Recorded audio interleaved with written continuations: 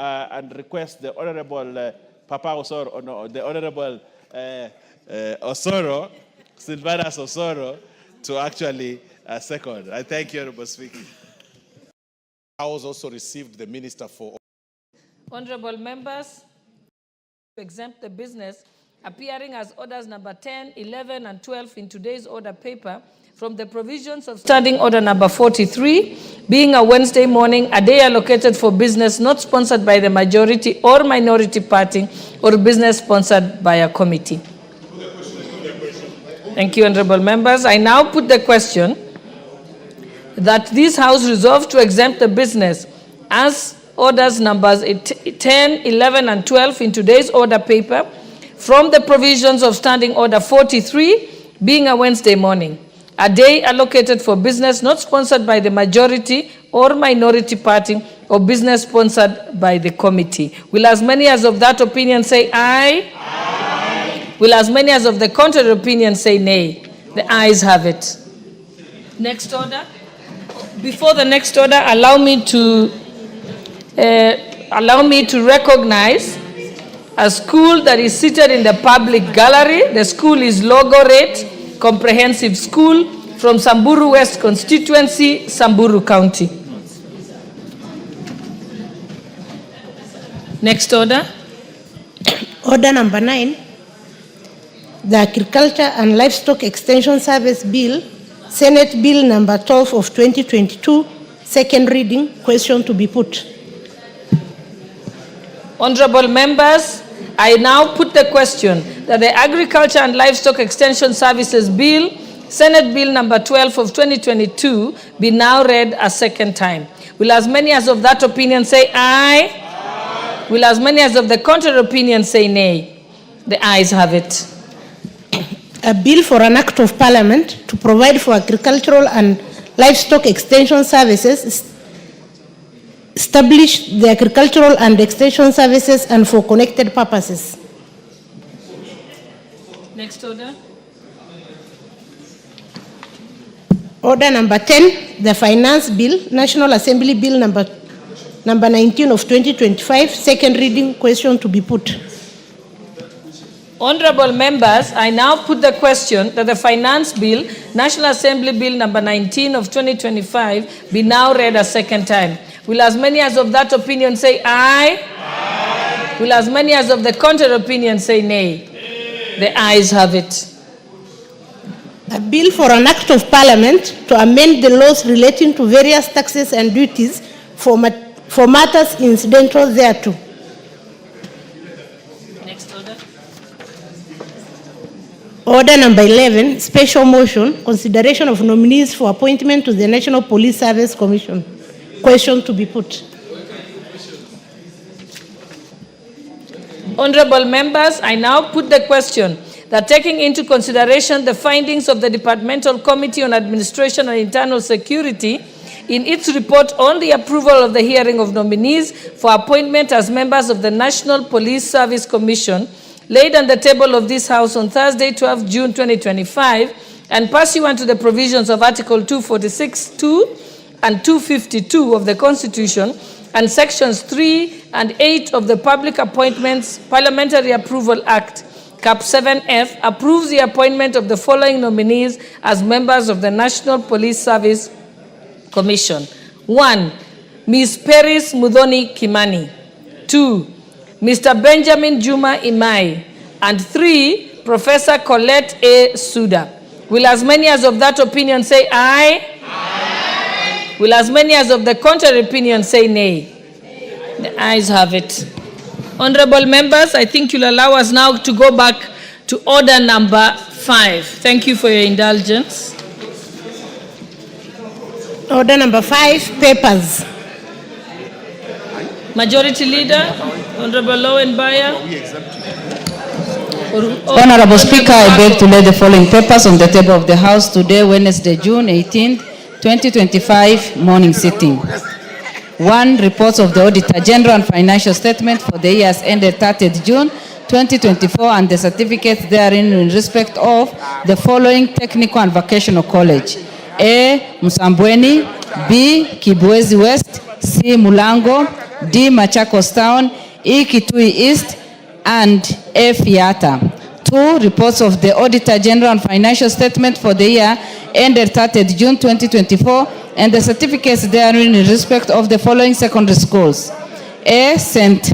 Alfonsa Kisau Girls, Makueni. B. Kitondo, Makueni. C. Baricho Boys. D. Kabare Girls. E. Shimba Hills, and F. Muha Boys, Makueni. 3. Reports of the Auditor General and Financial Statement for the year ended 30th June 2024 and the certificates therein in respect of the following Technical Training Institute. A. Wote. B. Machakos Technical Institute for Blind, and C. Katine. 4. Reports of the Auditor General and Financial Statement for the year ended 30th June 2024 and the certificates therein in respect of A. Malindi Integrated Social Health Development Program Phase 2, MISHDP 2, Coastal Development Authority. B. Horn Africa Groundwater for Resilience Project IDA, credit number 7082KE, project ID P174867, State Department for Water and Sanitation. C. Nambale Mjini Mayenje Water Project Grant / credit number 08W/Busia/97. D. Rwambura Irrigation Development Project number 1109118900, National Irrigation Authority. E. Multimedia University of Kenya, and F. Mamangina University College.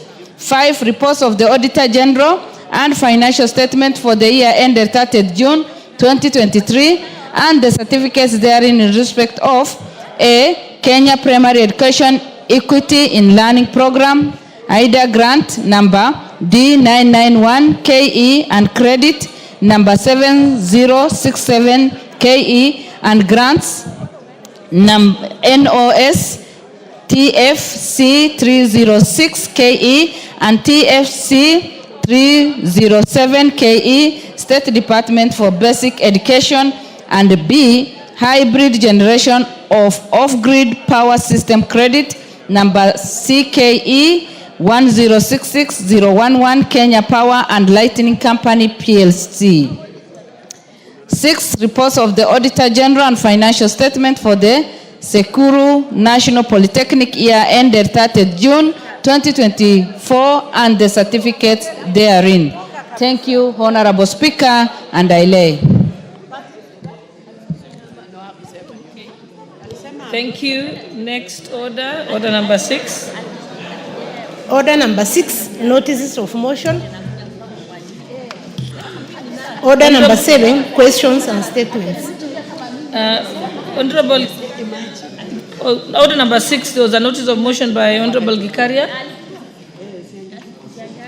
Or is that? Sorry? Oh, I'm told it's by Gonzi Rai. Is he available for your? You're ready for your notice of motion? Okay, just hold on. So we agree that Honorable Gikaria, you are on the order paper to give a notice of motion. So we skip that on number 6. Okay, so let's move to number 7, which is statements. Honorable Member for Kinango, Honorable Gonzi Rai, you may proceed. Madam Speaker, I rise to request for a statement regarding the safety of a Kenyan in Saudi Arabia. Honorable Speaker, pursuant to the provision of Standing Order 44(2)(c), I rise to request for a statement from the chairperson of the Departmental Committee on Defense Intelligence and Foreign Relations regarding the safety of Ms. Riziki Luvuno Mambo, holder of passport number AK1325501, who went missing in Saudi Arabia in March 2024. Honorable Speaker, Ms. Riziki Luvuno Mambo has been residing in Saudi Arabia since July 2023 when she moved there for employment. However, her family, with whom she maintained regular communication, claims to have lost contact with her on 12th of March 2024, raising concerns about her safety and whereabouts.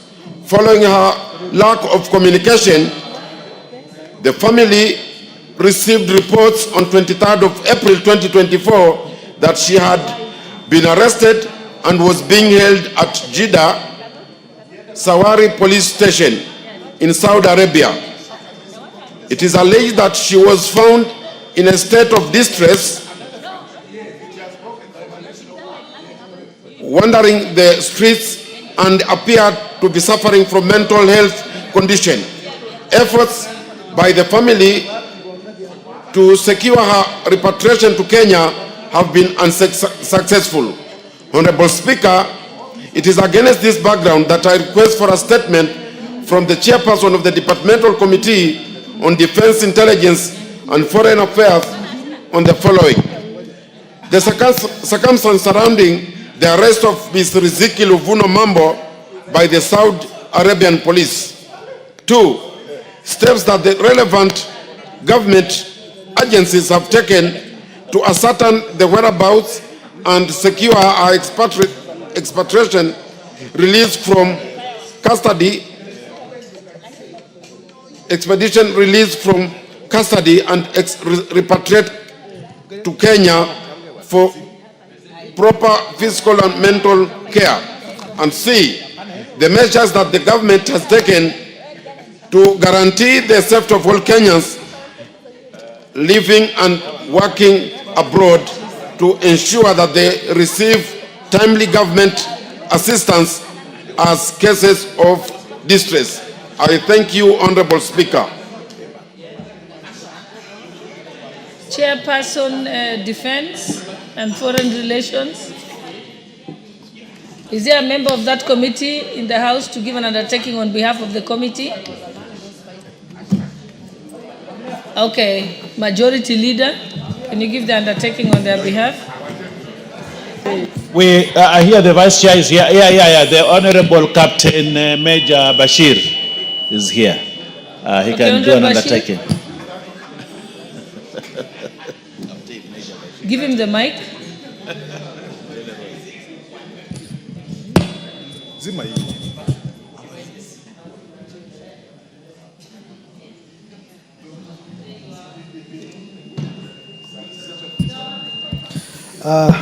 Thank you, Madam Speaker. I have listened to the request for a statement, and I would like to inform the member that we'll be able to have a response to the question in 2 weeks' time, including also all others that he has mentioned, including distress calls from the people in diaspora. 2 weeks' time will be appropriate. Okay, thank you. Next order.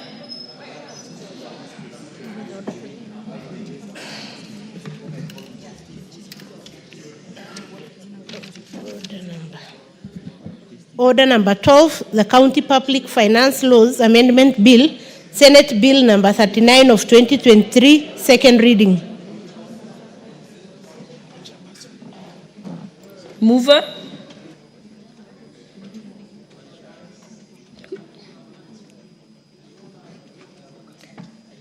Who's the mover of the bill?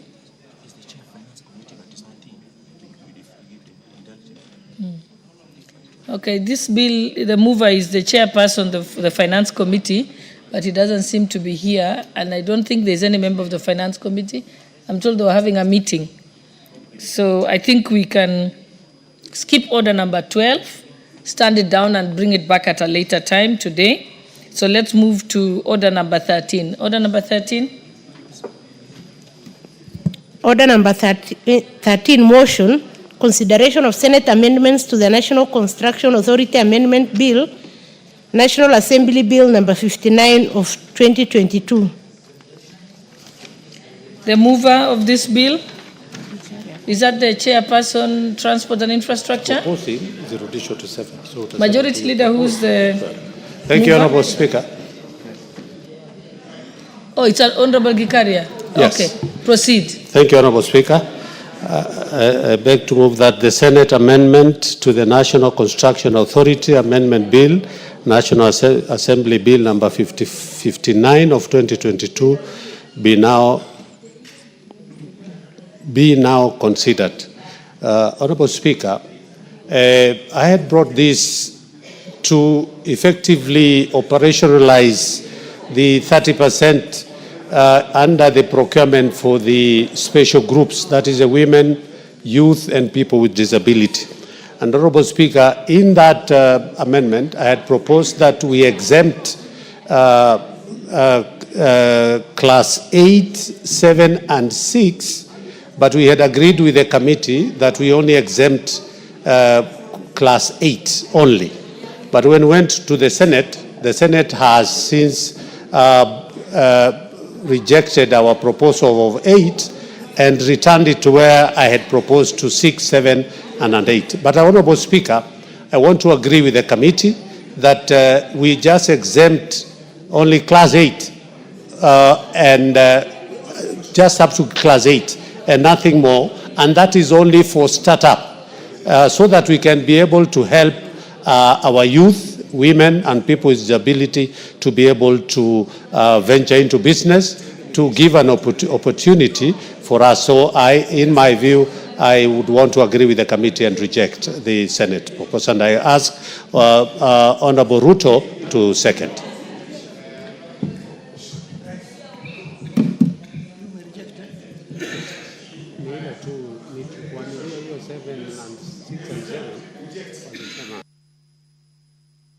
We do that. May I have a seconder? Is the seconder the Honorable Ruto? Member for cases, please proceed. Thank you so much, Madam Speaker. Through to what the proposer said, Madam Speaker, the essence of providing this particular intervention is to encourage young members of the country, that is the youth, the special group of women, and people living with disability, to participate in such business entities and to grow the economy. And therefore, I stand to support the rejection of the proposals of Senate, and we only approve the removal of class 8 under NCA, so that we encourage the new people and we don't misuse the other conditionalities that have been provided by NCA, because we've seen other people who are qualified, who are able, can misuse those particular provisions. Thank you so much. I support the proposal of rejection. First, I now propose the question, which is that the Senate amendment bill to the National Construction Authority Amendment Bill, National Assembly Bill number 59 of 2022, be now considered.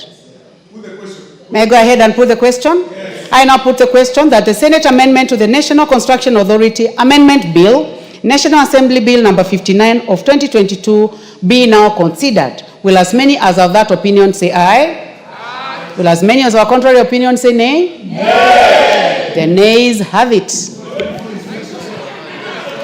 So, honorable members, well, honorable members,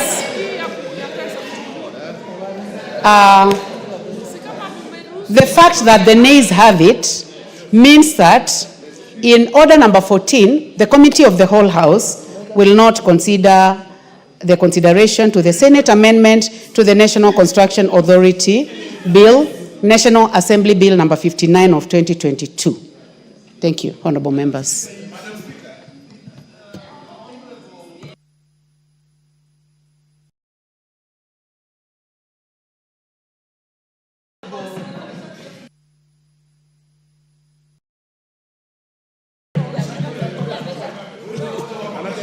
Honorable Speaker, there is a growing trend in this House, Honorable Speaker, that if really not attempt, it will mess the integrity of this House.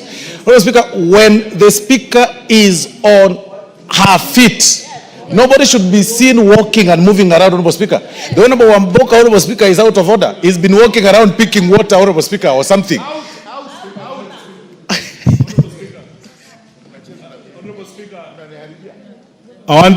I apologize, Honorable Speaker.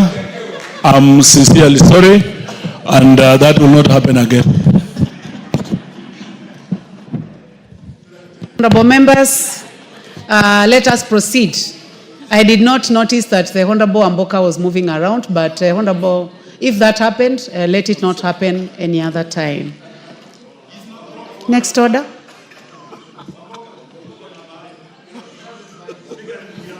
Order number 14, Committee of the Whole House.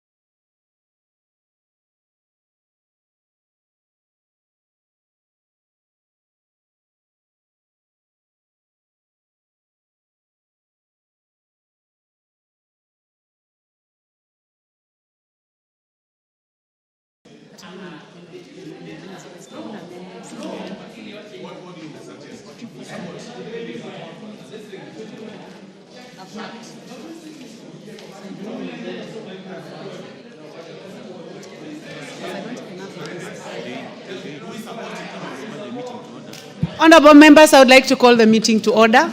We are in the Committee of the Whole House, and we are considering the Wildlife Conservation and Management Amendment Bill, National Assembly Bill number 23. Clause 2. I propose the question that Clause 2 be part of the bill. There be no amendment. I put the question that Clause 2 be part of the bill. Will as many as of that opinion say aye? Aye. Will as many of our contrary opinion say nay? The ayes have it. Title. The Honorable Rueda, I can see you are in the house. Please get settled. The member for Lamu, please settle down. The honorable members, please take your seats.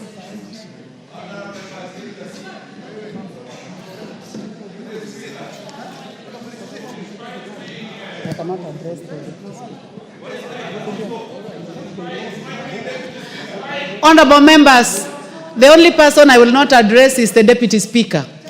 The rest of the members, please take your seats.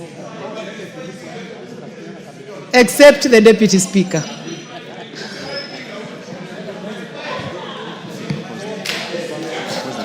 I propose the question that the title be the title of the bill. There be no amendment. I now put the question that the title be the title of the bill.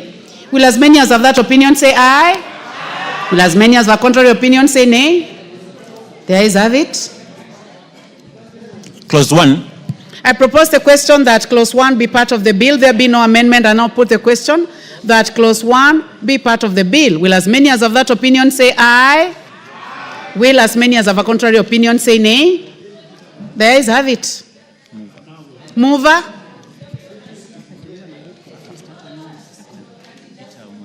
The Honorable Rueda Obo, member for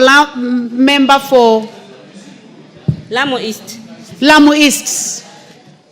Mheshimiwa Spika, naomba kutoa hoja kwamba kamati ya bunge iliripoti kwa bunge la kitaifa kushughulikia kwa mswada wa hifadhi na usimamizi wa wanyamapori marekebisho mswada wa bunge la kitaifa nambari 3 wa mwaka 2023 na kuridhiwa kwake bila marekebisho. Asante Bi Speaker. Asante sana Mheshimiwa Rueda. Honorable members, I now put the question, which is that the committee do report to the House its consideration of the Wildlife Conservation and Management Amendment Bill, National Assembly Bill number 3 of 2023, and its consideration without amendments. Will as many as have that opinion say aye? Will as many as have a contrary opinion say nay? The ayes have it.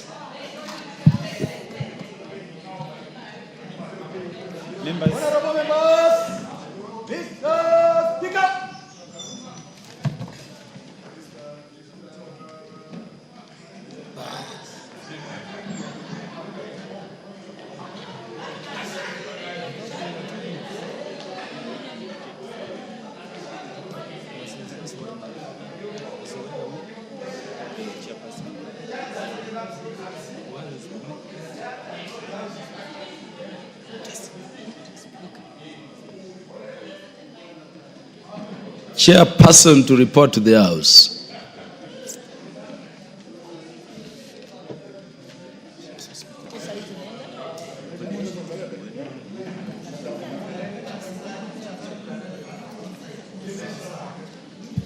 Thank you, Honorable. Honorable Speaker, I beg to report to the Committee of... Honorable Speaker, I beg to report that the Committee of the Whole House has considered the Wildlife Conservation and Management Amendment Bill, National Assembly Bill number 3 of 2023, and its approval without amendments. The mover to move agreement with the report.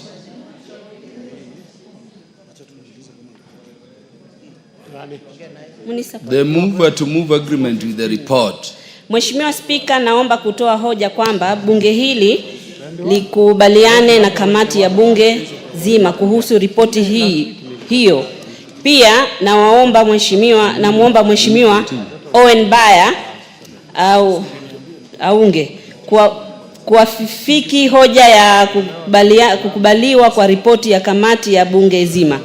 Asante Bwana Spika. Honorable Owen Baya. Thank you, Honorable Speaker. Honorable Speaker, I just a minute. Asante Mheshimiwa Speaker kwa kunipatia nafasi kuunga hoja ya makubaliano na bunge kuhusu mswada huu. Na niseme hivi kwamba huu mswada ni mswada muhimu sana. Na nataka kumpongeza Mheshimiwa Roida kwa kujali watu wake wa Lamu na watu wa Pwani. Kwamba hawa wanyama ambao leo tunawaweka katika ratiba ya wale ambao wakiumiza watu watalipwa ni viumbe ambavyo viko katika bahari. Na hivi viumbe Bwana Spika huwa vinaumiza watu wa Lamu sana. Manake watu wa Lamu wengi wao wanapata chakula chao cha kila siku kupitia ile bahari ya Hindi. Na kwa sababu hiyo basi Mheshimiwa Roida, nataka niseme kwamba umefanya jambo zuri sana. Watu wa Lamu na watu wa Pwani watakukumbuka maisha yao yote kwa hii kazi nzuri umewafanyia, ili hata hao wapate fidia, wafidiwe wakipata hasara ndani ya bahari. Asante Bwana Spika, na naunga mkono makubaliano na hoja hii ambayo Mheshimiwa Roida amepitisha. Asante sana.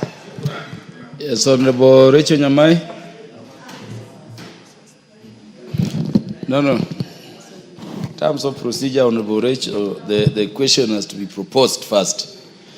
Honorable members, I propose the question that the House do agree with the committee in the said report. Honorable Rachel Nyamai. Mheshimiwa Speaker, ningependa kuchukua fursa hii pia mimi niweze kumpa kongole Mheshimiwa wa Lamu East ambaye ni Mheshimiwa Rueda Obo. Alifanya kazi nyingi sana. Na kwa kawaida Mheshimiwa Rueda huwa anajali sana watu wake wa Lamu. Na sana mambo ambayo yanahusu bahari, mambo ambayo yanahusu umbali kutoka hapa Nairobi. Tumemsikiza akiwa hapa bungeni vile anapenda kuhakikisha kwamba watu wake wanapatiwa fidia. Sana kwa mambo ambayo yanahusu bahari. Na ningependa pia kupongeza Mheshimiwa Honor Owen Baya.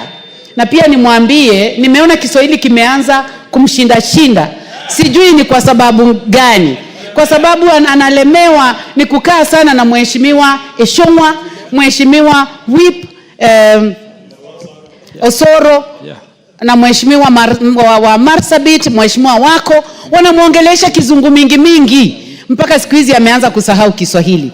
Kwa hivyo ningependa kuwapongeza wote wawili, lakini niambie mheshimiwa Ruwaida ajaribu aketi sana na mheshimiwa Baya amfundishe Kiswahili. Mheshimiwa Rachel Nyamai, ungependa kufahamishwa jambo na mheshimiwa Osoro?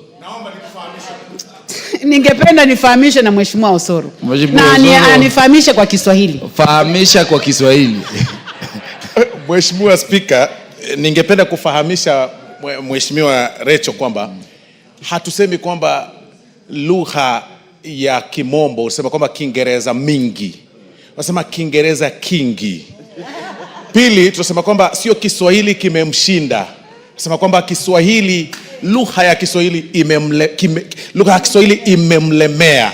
Kwa hivyo matamshi katika ngeli ni vema kwamba ni vema unapozungumza katika lugha ya Kiswahili uelewe kwamba kuna ngeli, pia kuna muktadha wa kufuata kidogo, ndio kidogo uweze kuelewa Kiswahili vile inafaa. Mheshimiwa Rachel, umefahamishwa, ulikuwa umemaliza au unaendelea? Ningependa tu kufunga. Sababu hata mie ningependa kushukuru sana mheshimiwa Osoro, lakini pia ni vizuri ajue kuna misamiati ya Kiswahili ambayo anafaa aielewe vizuri. Kwa hivyo tunapopongeza mheshimiwa wa Lamu, tunafaa tupange maneno kama vile ambavyo anaipanga na vile ambavyo inapangwa na mheshimiwa wa Mombasa ambaye anaporomosa Kiswahili vizuri sana. Asante sana mheshimiwa Spika. Mheshimiwa Osoro, uko kwa hoja ya nidhamu au ufahamisho? Abu, kwa wakati huu lazima mjue wajumbe waheshimiwa kwamba mmepoteza Speaker. Niko katika hoja ya kufahamisha bado. Speaker haelewi msamiati ngeli na hayo mambo mnaongea. Kweli kabisa Speaker, nikiendelea kufahamisha mheshimiwa Rachel nimweleze kwamba hata katika lugha ya Kiswahili kuna pia unasahihi mtu, kisha baadaye kama haupendi kusikiza ama kidogo uko na maoni tofauti kwa yale ambayo amesema, unakanusha. Kwa hivyo kwa mfano unaposema kwamba mama alinikimbiza katika lugha ya Kiswahili, wengine usema kwamba mama hakunikimbiza, lakini hicho sio Kiswahili sanifu. Unapokanusha usema kwamba mama alinikimbiza. Kwa hivyo ukijibu unasema asante mheshimiwa Speaker. Ya, yule ni mheshimiwa Sietenei au mheshimiwa yupi? Mheshimiwa Watarbo, ungependa pia kunena kwa lugha ya Kiswahili? Asante sana mheshimiwa Speaker. Nataka kufahamisha bwana Osoro, mheshimiwa Osoro, ya kwamba ameongea Kiswahili mufti sanifu, sio Kiswahili mufti. Aweze kuongea kwa Kiswahili mufti ndio tujue anaweza kuporomosha Kiswahili vyema. Asante bwana Speaker. Bwana Osoro ameongea ile Kiswahili tunasemanga imebuniwa upande wa Nyanza. Ako na tabrija kuu ukimlinganisha na mie Speaker. Allow me now to... You want to contribute? Okay. Bwana Gikaria, utatamka pia? Asante mheshimiwa Speaker. Kwa kweli ni shukuru mheshimiwa Ruwaida Mohamed kwa hoja hili ambapo alileta hapa katika bungeni ya kuweza kuwajali watu ya sehemu ya upande wa Mombasa mahali kuna bahari na pengine watu wanapoteza ama wanapata injuries kutokana na wanyama wale wako ndani, majeruhi kwa ile vitu inapatikana. Niseme kwa kweli ni kitu cha muhimu kuangalia, kwa sababu kuna wakati mimi nilijaribu kuleta mswada kule kwangu, watu wengi kwangu wanapata madhara ama wanajeruhiwa mpaka maafa inatokana kutokana na nyani, na nilijaribu kuweka nyani wawekwe kama wanyama wa porini ambaye kutapatikana compensation, lakini haikuwezekana. Lakini fidia. Asante Bwana Osoro. So niseme tu kwa kweli nimshukuru sana Mheshimiwa Rwaida kwa hiyo nafasi, na pengine hata sisi in future kwa sababu kwa siku zijazo tuangaliliwe kwa sababu ya hawa wanyama ambaye ni nyani ambaye wanalete madhara sana katika miji mikuu mahali kuna poli, especially kama kule kwangu kuna hiyo National Park ya Nakuru ambaye watu wengi wanaathirika kwa sababu ya huyu mnyama anaitwa nyani. Kwa hivyo niseme once again kwa mara nyingine Mheshimiwa Rwaida, pongezi sana kwa msaada huu ambao umeleta. Asante.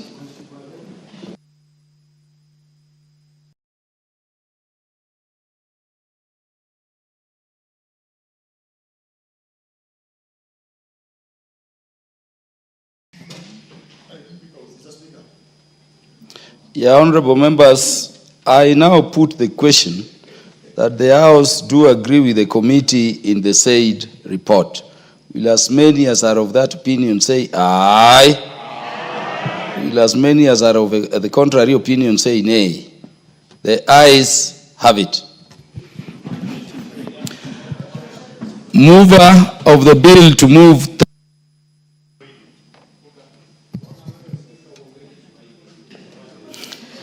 Mheshimiwa Spika, naomba kutoa hoja kwamba mswada wa hifadhi na usimamizi wa wanyamapori marekebisho, mswada wa bunge la kitaifa nambari 3 wa mwaka 2023 sasa usome mara ya 3.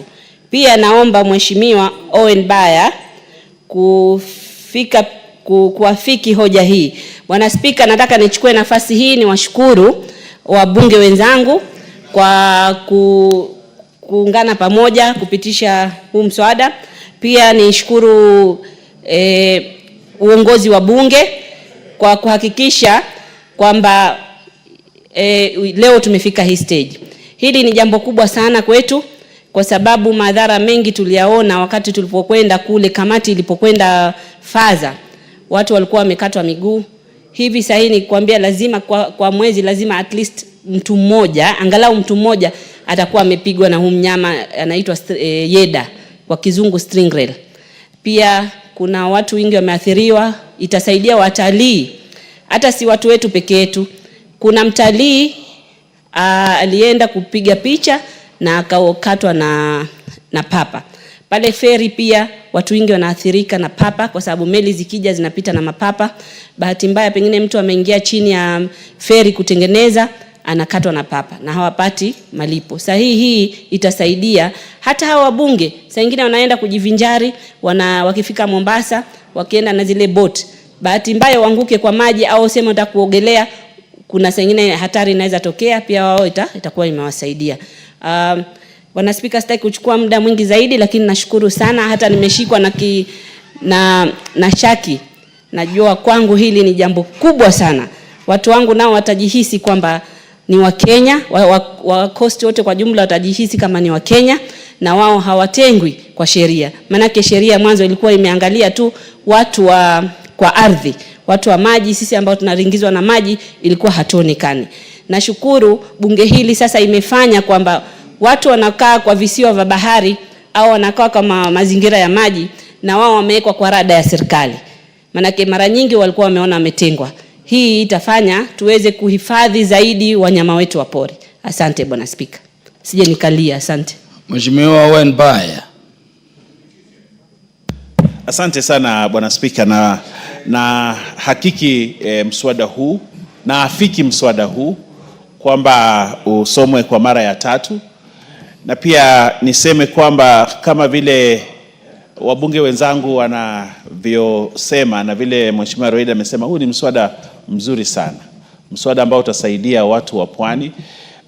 Kilifi ni kati ya zile kaunti ambazo ziko na ufuo wa bahari mrefu sana, na bahari iko pale na watu kazi yao wengi ni maneno ya ubaharia, na mswada huu umekuja kwa wakati wake, kwamba ni wakati sasa watu ambao kwa muda mrefu walikuwa wamesahaulika katika maneno ya kufidiwa katika zile ajali zinafanyika ndani ya bahari, sasa pia wamepata nafasi.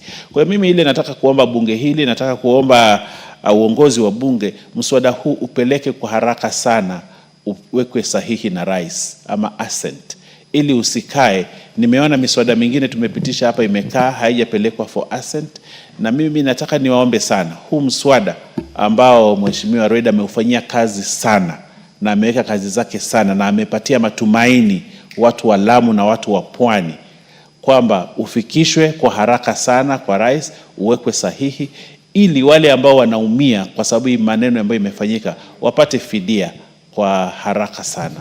Mimi nataka kuunga mkono. Asante sana. Honorable Charles Nguna Ngusia. Asante sana Bwana Speaker kwa kunipa nafasi hii. Charles Nguna Ngusia, just take back your seat. I have not proposed the question for debate. Honorable members, I propose the question that the Wildlife Conservation and Management Amendment Bill, National Assembly Bill number 3 of 2023, be now read a third time.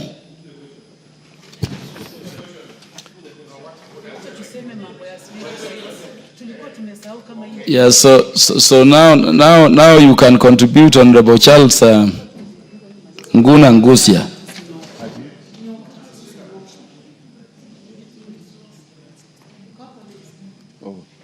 Asante sana Bwana Speaker. Nilikuwa nimeharakisha sana kuchangia mswada huu, lakini nimepata ya kwamba umekamilika.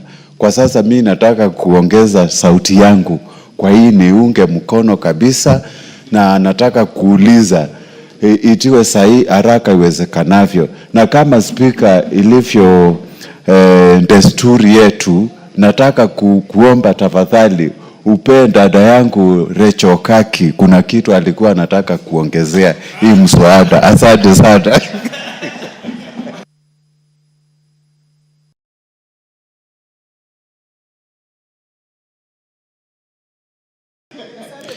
Honorable Charles Nguna Ngusia, I have not seen any request from Honorable Rachel Nyamai to either contribute or to inform you. Honorable Rachel Nyamai, you wanted to contribute? Yes, Honorable Speaker. Because I want to put the question. Yes, I would like to thank you very much for your indulgence. This is a very important bill, and the proposal that has been, the bill that has just passed, Honorable Speaker, is extremely important. I am aware that the committee has been looking on to amend the same act. I know that it will take time, because after being ascended to it, it needs to take about 6 months.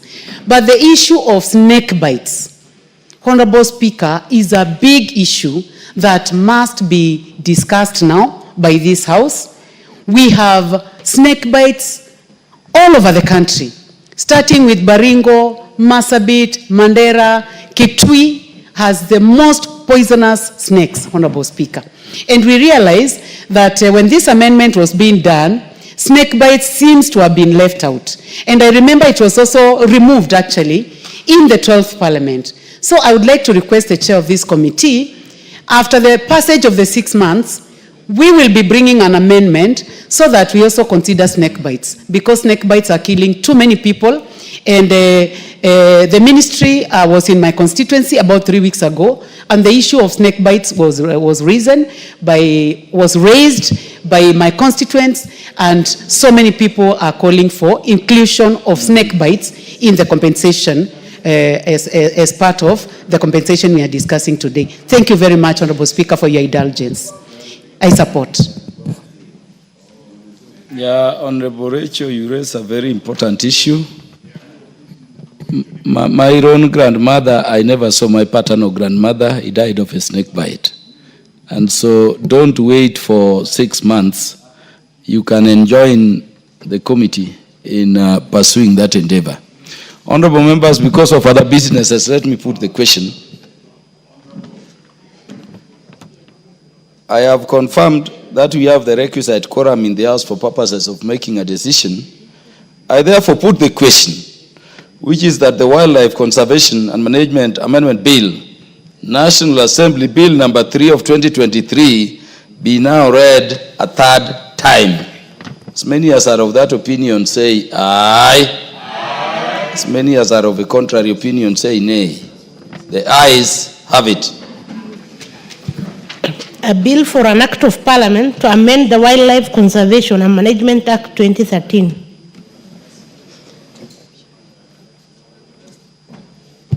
Next order.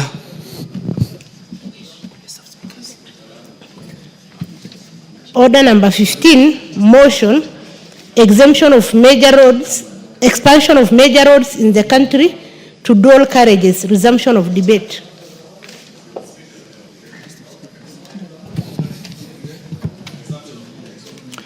Is that for resumption of debate?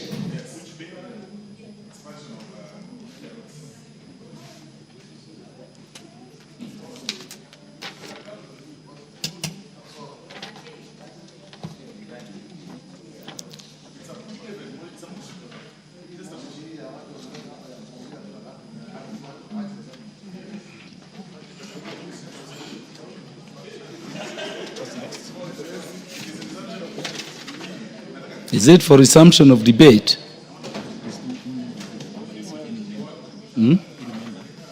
But it had been moved and seconded. Honorable Soro.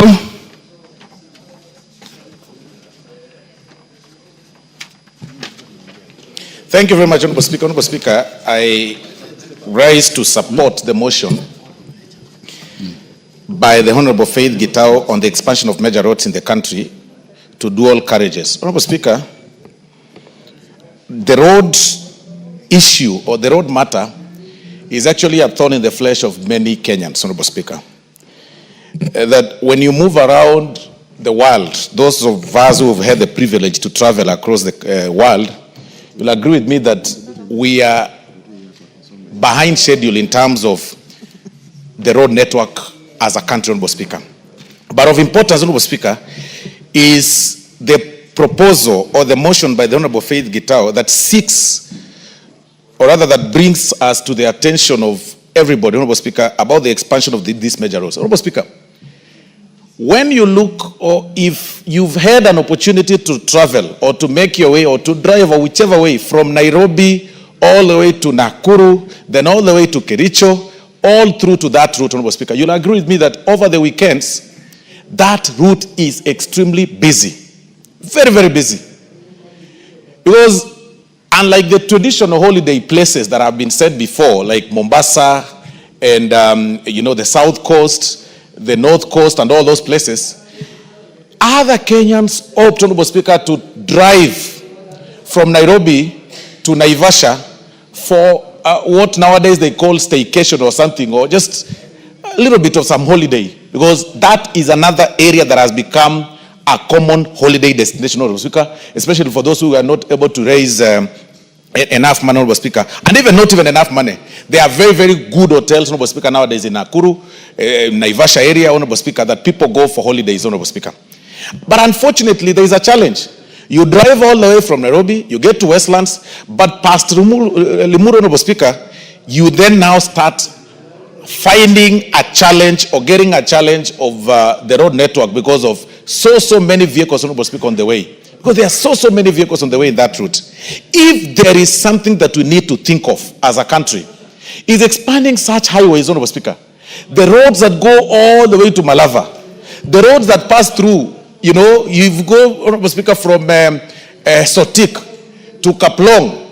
It's like a road, Honorable Speaker, that was made when the population was hardly, 2 million people in this country or 3 million people in this country. It is really not a road that people should be talking about. And I see Honorable Osero looking at me because that is his home and he knows very well that there is a challenge between Sotik, Keroka, Kisii, and going all the way, Honorable Speaker, to Sirare. It's really, really a big challenge, Honorable Speaker. And there are so many vehicles on the road. Those roads, the implementers, or rather the people who came up with that structure of such roads, Honorable Speaker, did not envision a time when we will be densely populated as we are and with so many people on the road.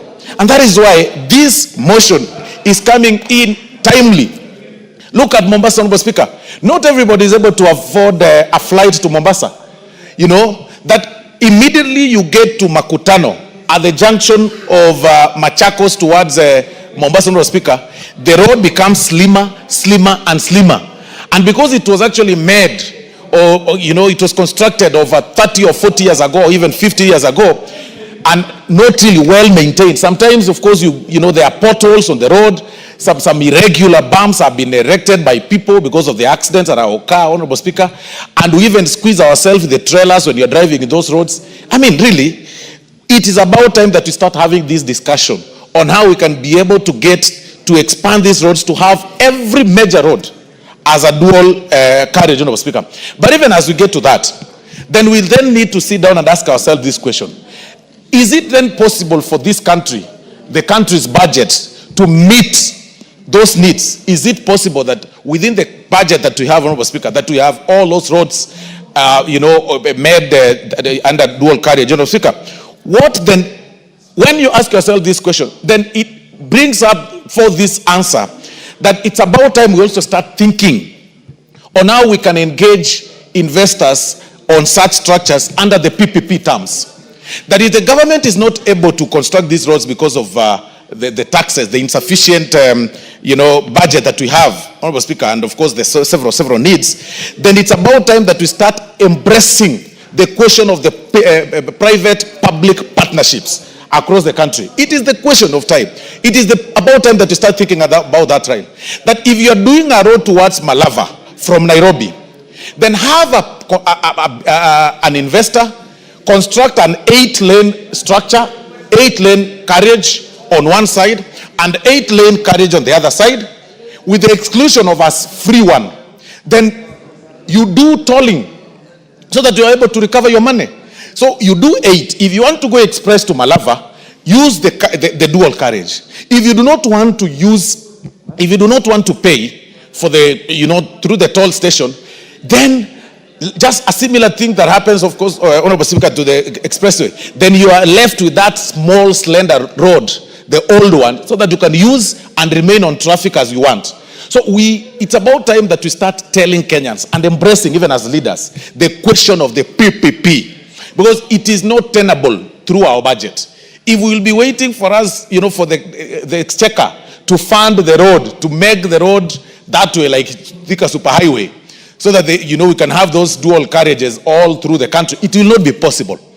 We want to urge Kenyans to start embracing the private-public partnerships. A similar thing that happened, a similar one like the expressway, it's optional for you to get through the expressway to the JKIA, or you use the underpass and go, it's free, and then go to JKIA. The difference is that one will save time, the other one will pay at a cost. So those are the things that we need to embrace, because it is timely. Looking at the city planning, looking at the country's planning, we are a little bit behind. I was engaging one of the colleagues, Honorable Speaker, when we visited Zambia the other day. You will notice, Honorable Speaker, that in Lusaka, even the city planning itself has envisioned a time where the country will have a population of 50 million or 60 million, because currently Zambia, although it's double in our size, Honorable Speaker, in terms of the landmass, their population is barely 20 million people. But looking at the city planning, the spaces they've left for those who cycle, the spaces they've left for those people who like walking along the road is very safe. But look at our country, Honorable Speaker. The cyclists, the people, the cyclists are riding their motorbikes and their bicycles just besides the vehicles, and besides those people who are doing jogging every day, and besides, of course, trailers, quite risky. And that's why, Honorable Speaker, we've got so many cases of hit and run. And I can tell you, as a legal practitioner, when I started practicing law, Honorable Speaker, the very first thing I started doing, Honorable Speaker, is going through the morgues, Honorable Speaker, for what we call ambulance chasing. And that's what most people who start practicing do whenever because it is common. People are dying on the road, Honorable Speaker, through hit and run. People are hit daily.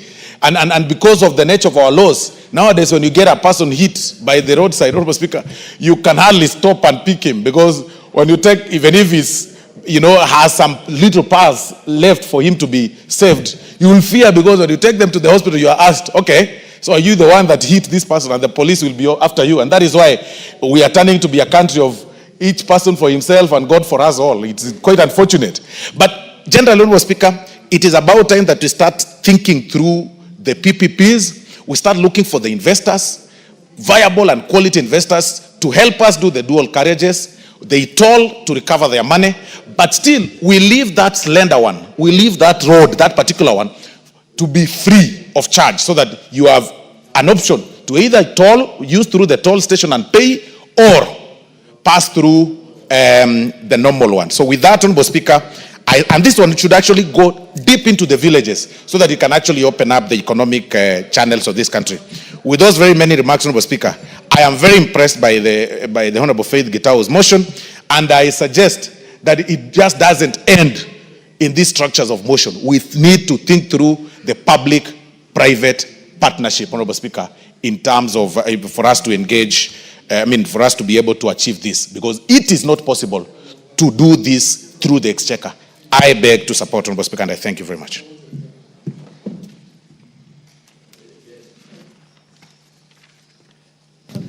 Before we proceed, honorable members, I would like to welcome students seated in the public gallery this morning, students from Kivudhine Secondary School, Kibwezi East Constituency, Makueni County. Let us welcome them to the National Assembly.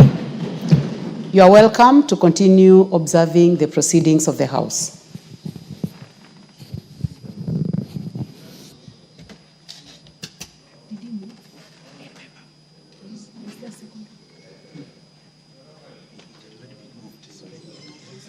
The Honorable Ekomas Mutuse, you may proceed, and I would like to request you, I've given you a chance there so that you may also welcome the students from Kibwezi. Thank you, Madam Speaker.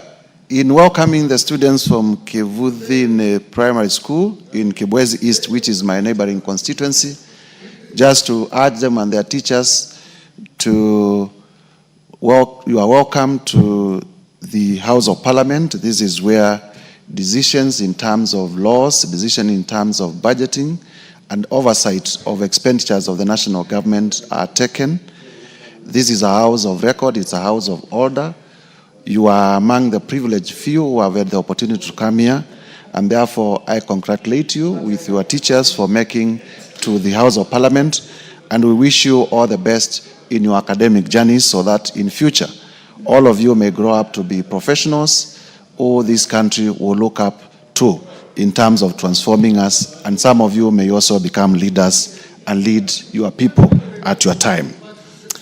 Having said that, Madam Speaker, and I say that on behalf of the Honorable Jess Kambalu because that is our constituency. Having said that, Madam Speaker, allow me to now comment on the motion for the expansion of major roads in the country to due or carriageways that has been moved by the Honorable Faith Gitau. From the onset, Madam Speaker, this is a motion that is not only timely, but is something that should have been done by the country many, many years ago. Madam Speaker, you are now aware that the World Bank has classified Kenya as the 6th largest economy in Africa. We have now overtaken Ethiopia and Angola, and we are now the 6th largest economy in Africa by virtue of the size of our GDP. That means that our infrastructure needs to reflect the size of our economy. And that infrastructure to reflect the size of our economy, our road systems need to be modernized, our railway systems as well need to be modernized, and so that we reflect a country that is the 6th largest economy in Africa in the 21st century. If you compare our infrastructure with that of South Africa, driving from Cape Town to Pretoria, you realize it's the dual carriage. It's a long distance. Same way from many, many cities in our continent that are smaller economies than us. And therefore, we want to congratulate the Honorable Faith Gitau for reminding us in this House and those in the executive that the time has come for our roads to be dual carriageways. Madam Speaker, I represent a constituency that is on the Nairobi-Mombasa Highway, Kibwezi West constituency. From Kibwezi town through Makindu to Emali is a distance of about 70 kilometers on the Nairobi-Mombasa Highway.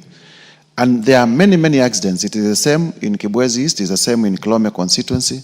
There are many, many accidents that are happening because the road is a single carriageway.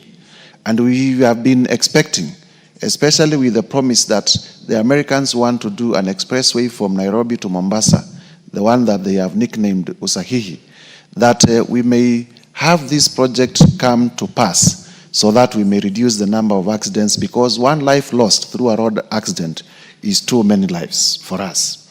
We have also heard about plans to do the road from Chumvi through Konza Technopolis all the way to Emali under the funding of the Korea government.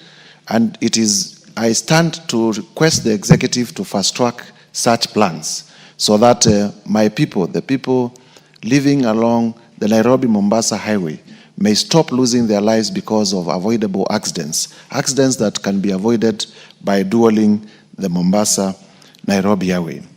As for the funding, everything starts with an idea. And we cannot fear to propose ideas of dualing our roads because we do not have the money. And therefore, I want, as I support this motion, to urge the State Department for Roads to come up with a plan on how we can dual our roads and to engage Parliament so that we may pass the necessary policy and legislative framework to facilitate the dualing of all the roads in the Republic of Kenya, so that we may reflect the economy that we are, that we may become attractive even to foreign investment and attract more people to come to our country, because a road network, attractive road network also is important in terms of the image of our country that we give to the people who visit our country. Having said that, Madam Speaker, I beg to support and urge that it doesn't end at mere debate, that the Committee on Implementation will pick it up so that we may have a concrete plan with clear timelines on how this will be achieved. I thank you, Madam Speaker, for the opportunity. Thank you very much, Honorable Mutuse. The Honorable Naomi Wako, member for Marsabit. Thank you very much, Honorable Speaker, for allowing me to add my contribution to this very important motion brought by Honorable Faith Gitau, one of our very diligent commissioner and a member of Parliament. Honorable Speaker, as I stand, I want to confirm that I support this motion because it touches on one of the most important things that we depend on as a country. Honorable Speaker, the proposal that this House resolves that the government, through the Ministry of Roads and Transport, undertakes an expansion program of national trunk roads with the view of upgrading all classes A, B, and C roads in the country from two-way lanes to dual carriageway, one-way roads with the necessary infrastructure that include footbridges, safe crossing zones at regular intervals. Honorable Speaker, I fully support this because we know very well as a country, so many innocent lives have been lost. We've lost many people. We've lost even tourists who have been in our country due to road carnage. We've lost our young people, students, going for school trips or maybe going to their schools because of road carnage. And by expanding our road, we are sure that the accidents that keep happening in our country and on the roads will be reduced. Honorable Speaker, even as we propose this, some disciplines must be observed of time and how the drivers, should conduct themselves, and having the driving license and doing all the due diligence will help us and add a lot of value to the suggestion that we are making. And again, Honorable Speaker, expanding our roads will be profitable to our country. Our economy will grow because we know very well that many of our neighboring countries depend on us.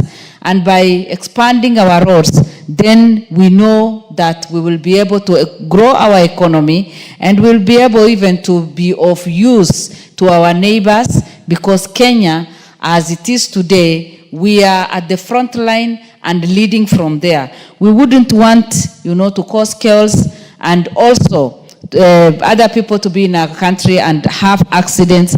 Honorable Speaker, we also know very well that road transport is still the preferred mode of travel and transport for many Kenyans, simply because it is affordable. And many of us prefer it because we know that when you're on the road, you are safe enough, unless maybe something that you are not aware happens. You know that you will be able to reach your destination safely. But again, if we are not able to manage and to control well, we will continue losing a lot of people. Honorable Speaker, we know that even for the service delivery, you know, we depend on our roads for the service delivery. And these days we have our motorbike, the borders, who support us. And what the motion is supporting is going to help us a lot, because with what she's saying, safe crossing zones at regular intervals, proper drainage system, and other requisite infrastructure for their optimal operation. Even our border people will have their own path to be riding on, and that will be safe, because right now we are mingling and everybody is trying to compete for space on our roads, which is not safe. And again, we are not saving time. So that we can save time, we can also be effective, we can also be able to achieve many things as we consider doing different things, then we will be able to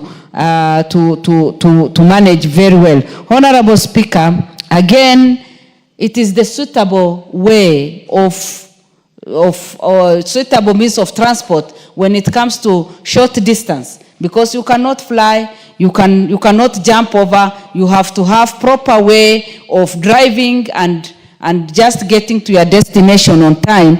And this is the only way we can be able to achieve all our goals. It is my prayer that we will be able to do this, so that in our country, we already have a lot of challenges. We have many people, you know, blaming the government for doing different things. We have Kenyans crying because of poor economy. We have challenges because businesses are not doing well.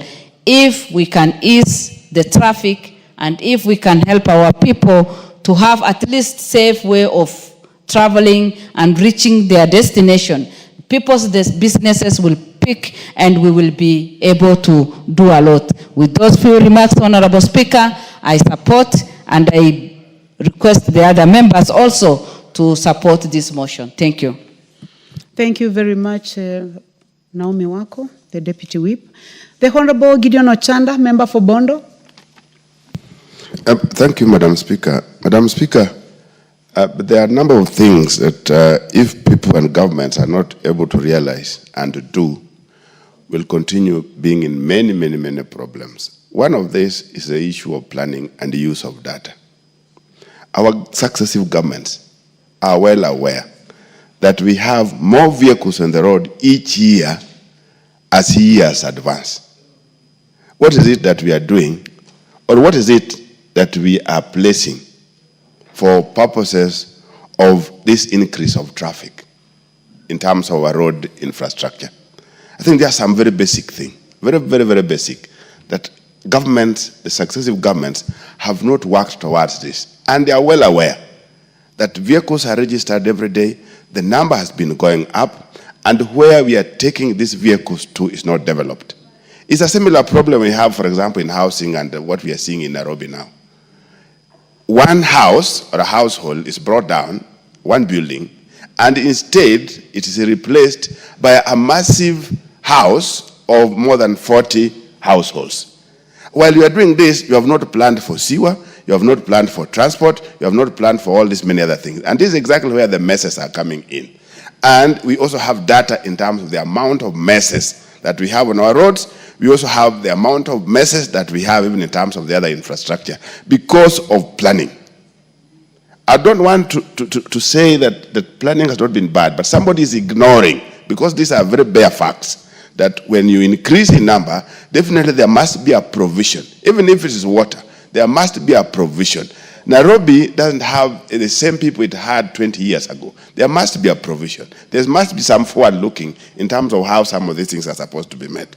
And Madam Speaker, even some very basic way of how government raises revenue, we are well aware that if you put aside the formal ways of raising taxes or revenue, transport sector is one of the biggest sectors that helps these governments to raise money. What is it that we are doing when you are very sure that a sector generates for you money? It is the sector again that you ignore. Because if it were any other ordinary mind, you'll invest more where you generate more. And there was a policy in this country one time that you put more where you get more. You put more money where more money comes from. I don't know where this was lost. And a more particular one is where we use planning deliberately for a 5-year cycle.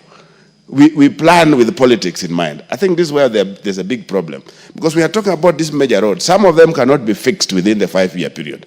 But for purposes of planning and investment in them, it is important that we spread them across. Where we are at the moment, we are seeing problems that we would have avoided many years ago. 60 years since independence, we've only managed to do a railway, the SGR, which even as at now is still not in our hands. We've not done any. And yet we know that this would have been the best alternative to the road problems. You look at the colonial government, they were able to do this railway from Mombasa to Uganda in a decade. Yeah? And that was from 1901, 1902, and those are ages ago. Here we are, since independence, we are not even able to do a 1 or so kilometer of even if the old railway system that we were using before, even if we decided to put aside the SGR. I know there are those attempts that are there in place, but many of them are still focusing on doing these things within 5-year period. It can't work. So, for purpose of our planning, we needed to know that from Mombasa to Nairobi was to be done in a certain period of time. Nairobi, Busia or Malaba to be done in a certain period of time. Nairobi, Garissa to be done in a certain period of time. Nairobi, Kisumu and whatever to be done in a certain period of time. This is exactly what has helped Tanzania. Tanzania has some of the very major bridges across their bigger rivers. But they have been doing those major bridges within, they're now 5, within every term of each parliament, each presidency, each government. They've been doing very major projects in terms of road network and bridges. They have bigger bridges than those we have if you put aside Nyali. The other bridges are really big because of the big rivers. And this has been happening because it is not tied to electoral period of time. So, Madam Speaker, these are some of the things that really needs to be looked at so that when we are planning, we plan and we make use of our data. The next one is the issue of quality, Madam Speaker. You do a road, is a highway, and you are doing it like you are doing a village road. I'm bringing this in place, like in my place. We have a road, a Kenha road done from Kisian to Osieko. It's a Kenha road. But if you look at this road, it's a road that cannot withhold the kind of time and the kind of traffic that we have on it because it was poorly done.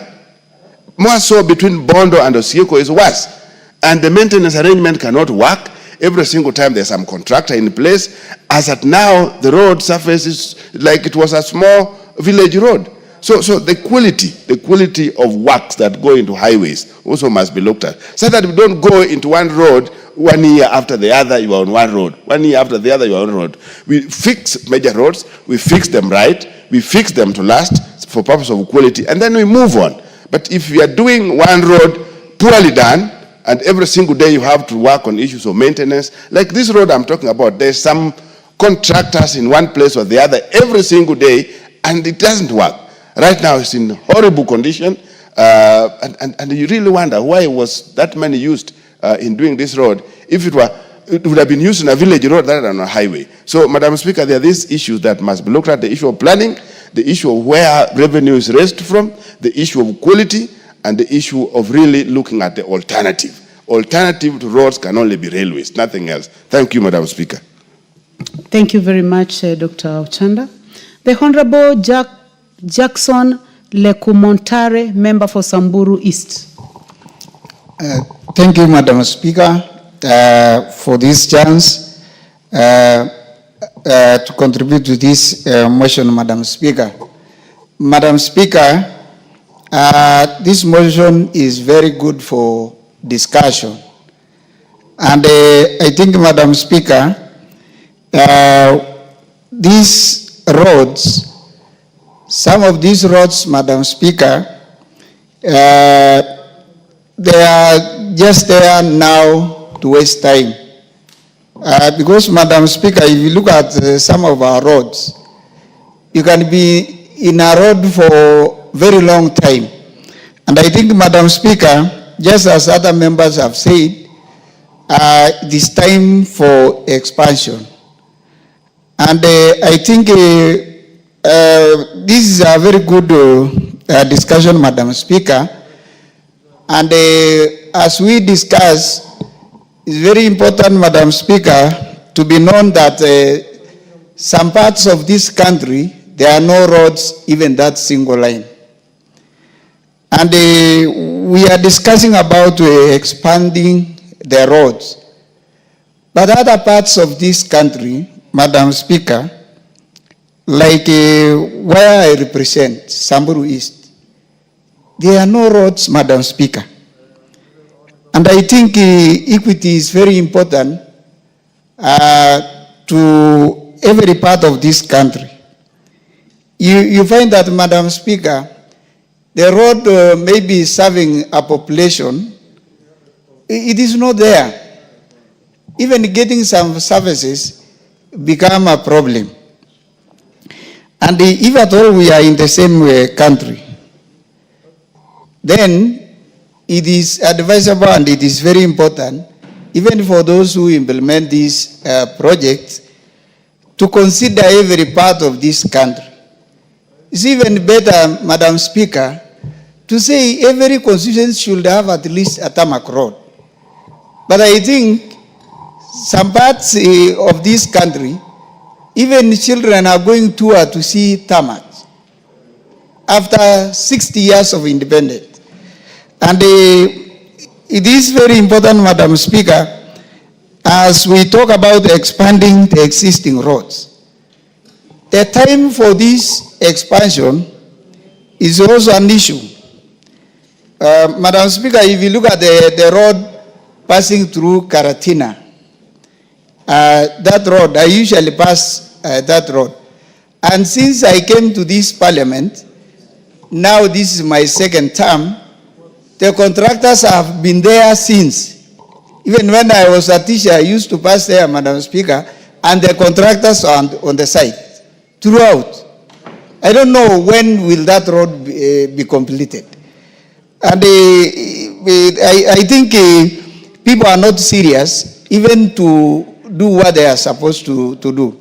Because for more than 10 years, just trying to expand the road, it is not moving.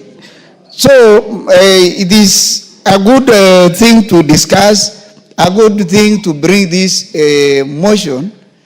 And I think it is important that it should be implemented, Madam Speaker. We lack good roads in this country. And I don't agree, Madam Speaker, when we say the resources are not enough, because they are enough in other places. It is only people are not looking at the whole country in a very fair manner.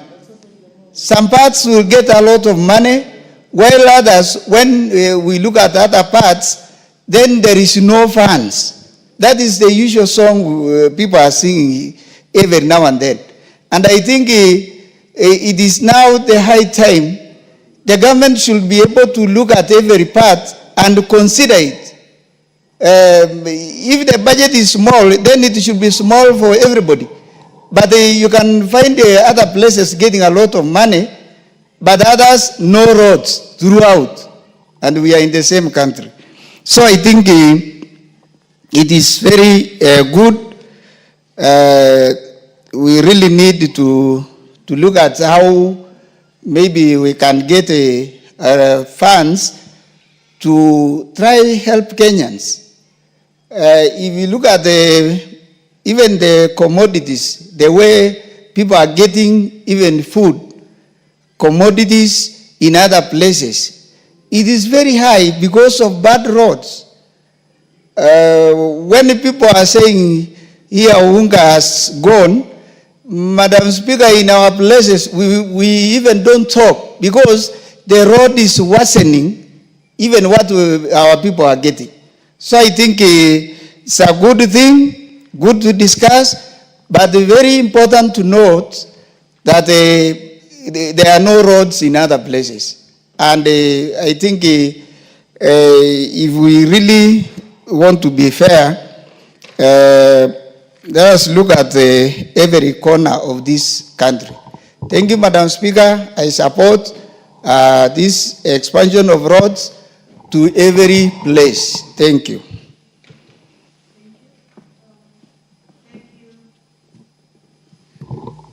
Thank you, Member for Samburu East. The Honorable Wilberforce Oundo, Member for Funyula.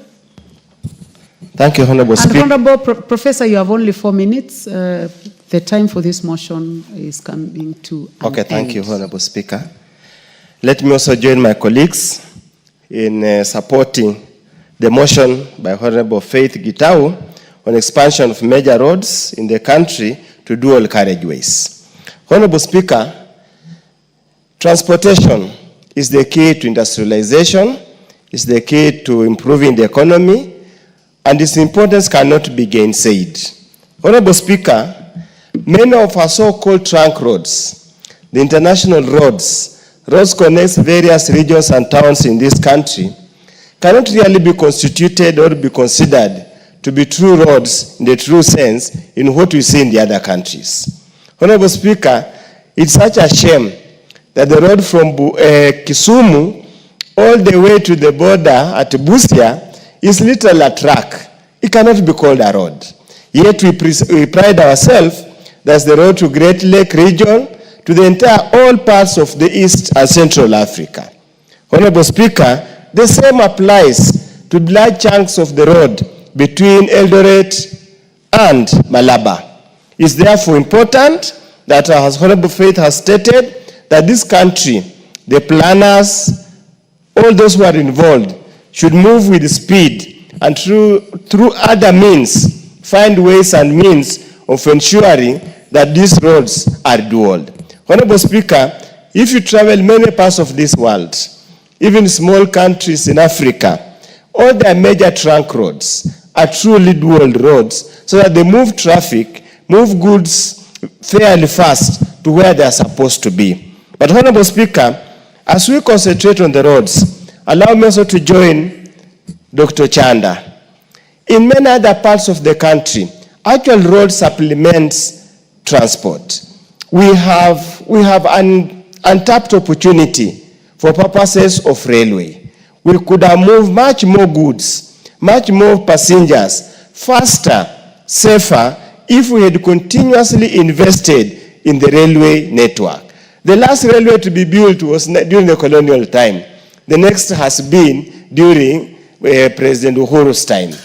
Surely, honestly speaking, if we could find a way, I had an opportunity to travel in South Korea, a distance of almost 1,000 kilometers with a speed train. You cover much less period of time, and you move much many people compared to road transport. But unfortunately, for Madam Faith, this is just a mere motion. Implementing or putting into practice motions in this country, if we have such a bad history, we might just end up being a chat show here without much impact or effort. With those few remarks, so that I save time, I support. Thank you very much, honorable members. The balance of time, 48 minutes, has expired. So this motion, I'm sorry, it comes to an end. I know a few of you had wanted to speak, like the Honorable Dr. Mutunga, the Honorable Dick Maungu, and those two. Sorry, you cannot. I would like now to call upon the mover to reply. Is the mover in the house? I understand that the mover is in another meeting, the Commissioner Faith Gitau. So that will be scheduled at another time by the House Business Committee. Next order. Order number 16, motion, implementation of the universal health coverage and of a policy on mandatory use of public health care facilities by public officers. Motion by the Honorable Sabina Chege, nominated member.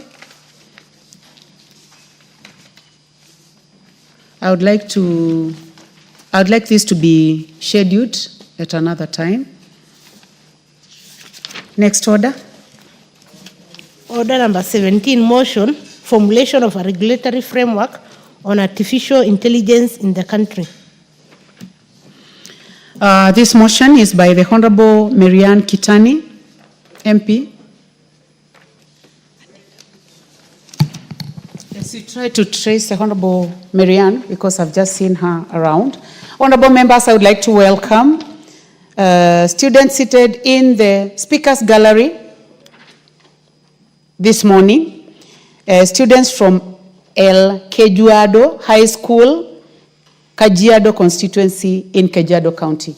You are welcome to the National Assembly to continue observing proceedings of the House. Honorable members, let's welcome them in our usual way. Thank you. Honorable members, in the absence of the Honorable Marianne Kitani, I order that this motion be scheduled at another time by the House Business Committee. Next order. Order number 18, motion, formulation of land use policy on zoning of land for agriculture and belt development. Honorable members, this motion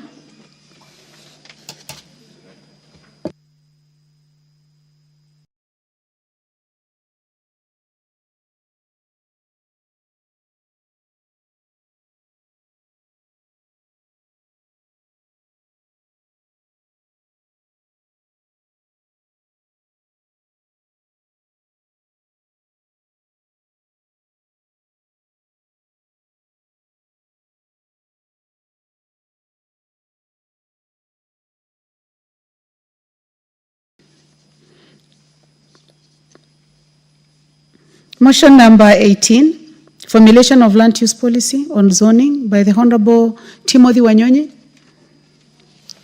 MP Westlands. That one is also deferred.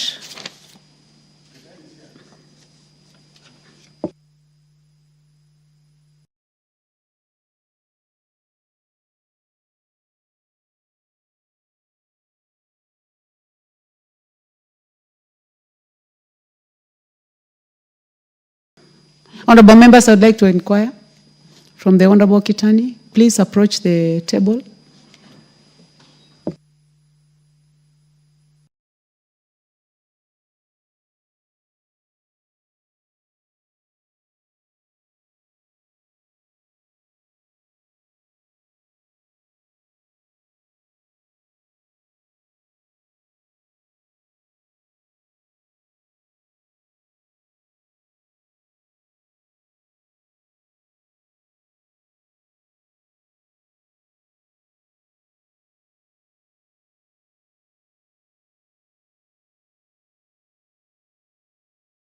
Request the Honorable Sabina Chege, please approach the table.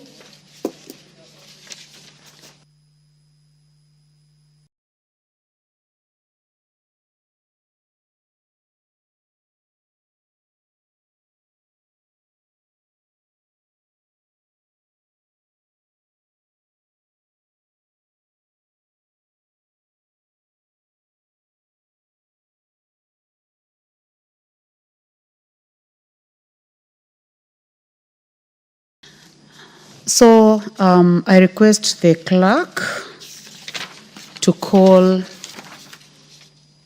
order number 17.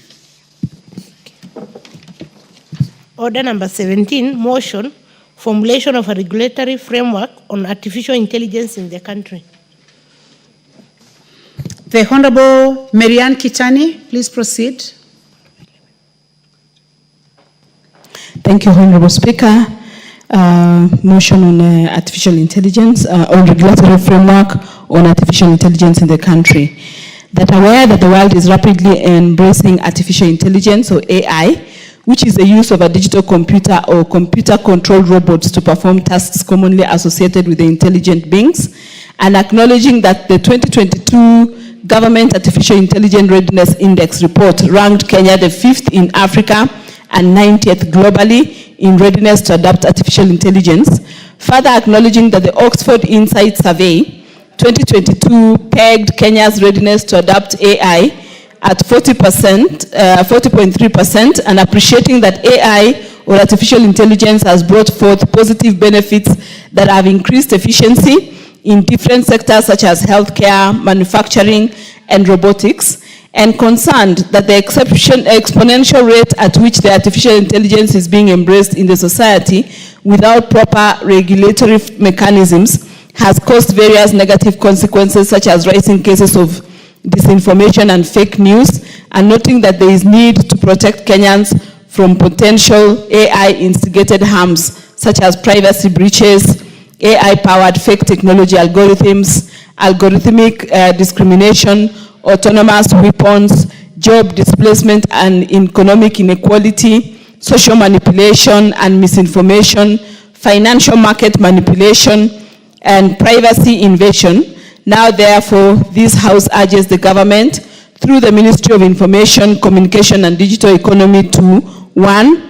Formulate a regulatory framework and ethical guidelines for implementation of artificial intelligence, or AI, in the country to control its potential use, and 2. Develop and execute public awareness programs on artificial intelligence to raise understanding of artificial intelligence, fostering transparency and promoting responsible use of AI for the benefit of all. Thank you, Honorable Speaker.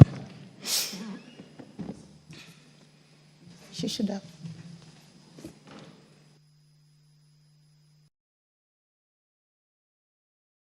You need to move the motion. Do you have a seconder? Okay. I'll ask Honorable Maungo to second. I move the motion that formulation of a regulatory framework on artificial intelligence in the country, and ask Honorable Maungo to second. Thank you.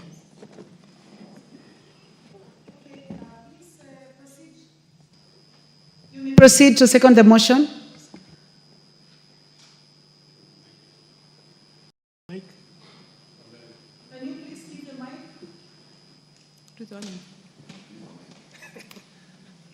I've been given double mics. Thank you, Madam Speaker. Allow me first and foremost acknowledge that Honorable Marianne has just proposed a very important and significant motion that comes at a time where the country is at a point in time, Madam Speaker, where artificial intelligence is a thing of the day.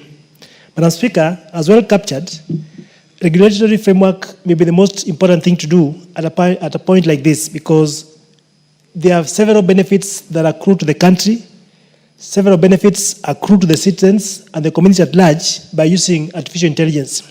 Madam Speaker, we have been able to see what artificial intelligence can do, and we live in a society that is a global village, Madam Speaker. And if we don't have regulatory framework within which artificial intelligence will be used, Madam Speaker, members of the public and the country at large is likely to suffer some consequences, Madam Speaker. And therefore, having a framework within which people, the public, can use AI will be the way to go. I therefore second. Thank you.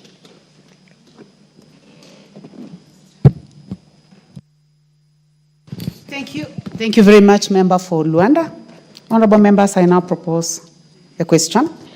That aware that the world is rapidly embracing artificial intelligence, which is the use of digital computer or computer-controlled robots to perform tasks commonly associated with intelligent beings.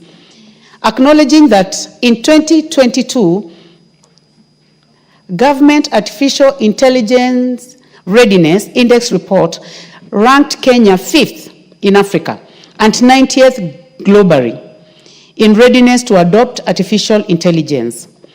Further acknowledging that Oxford Insights Survey 2022 pegged Kenya's readiness to adopt AI at 40.3%, appreciating that AI has brought forth positive benefits that have increased efficiency in different sectors such as healthcare, manufacturing, and robotics, concerned that exponential rate at which artificial intelligence is being embraced in the society without proper regulation mechanisms has caused various negative consequences, such as rising cases of disinformation and fake news, noting that there is need to protect Kenyans from the potential AI-instigated harm, such as privacy breaches, AI-powered fake technology algorithms, algorithmic discrimination, autonomous weapons, job displacement and economic inequality,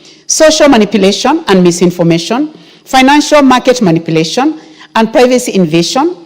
Now, therefore, this House urges the government, through the Ministry of Information, Communication and Digital Economy to 1. Formulate a regulation framework and ethical guidelines for implementation of artificial intelligence in the country to control its potential misuse.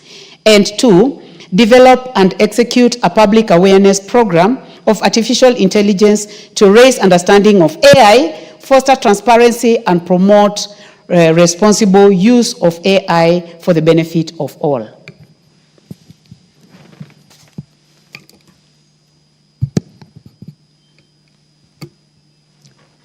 Honorable Gideon Ochanda. The Honorable Karemba, do you have a point of order?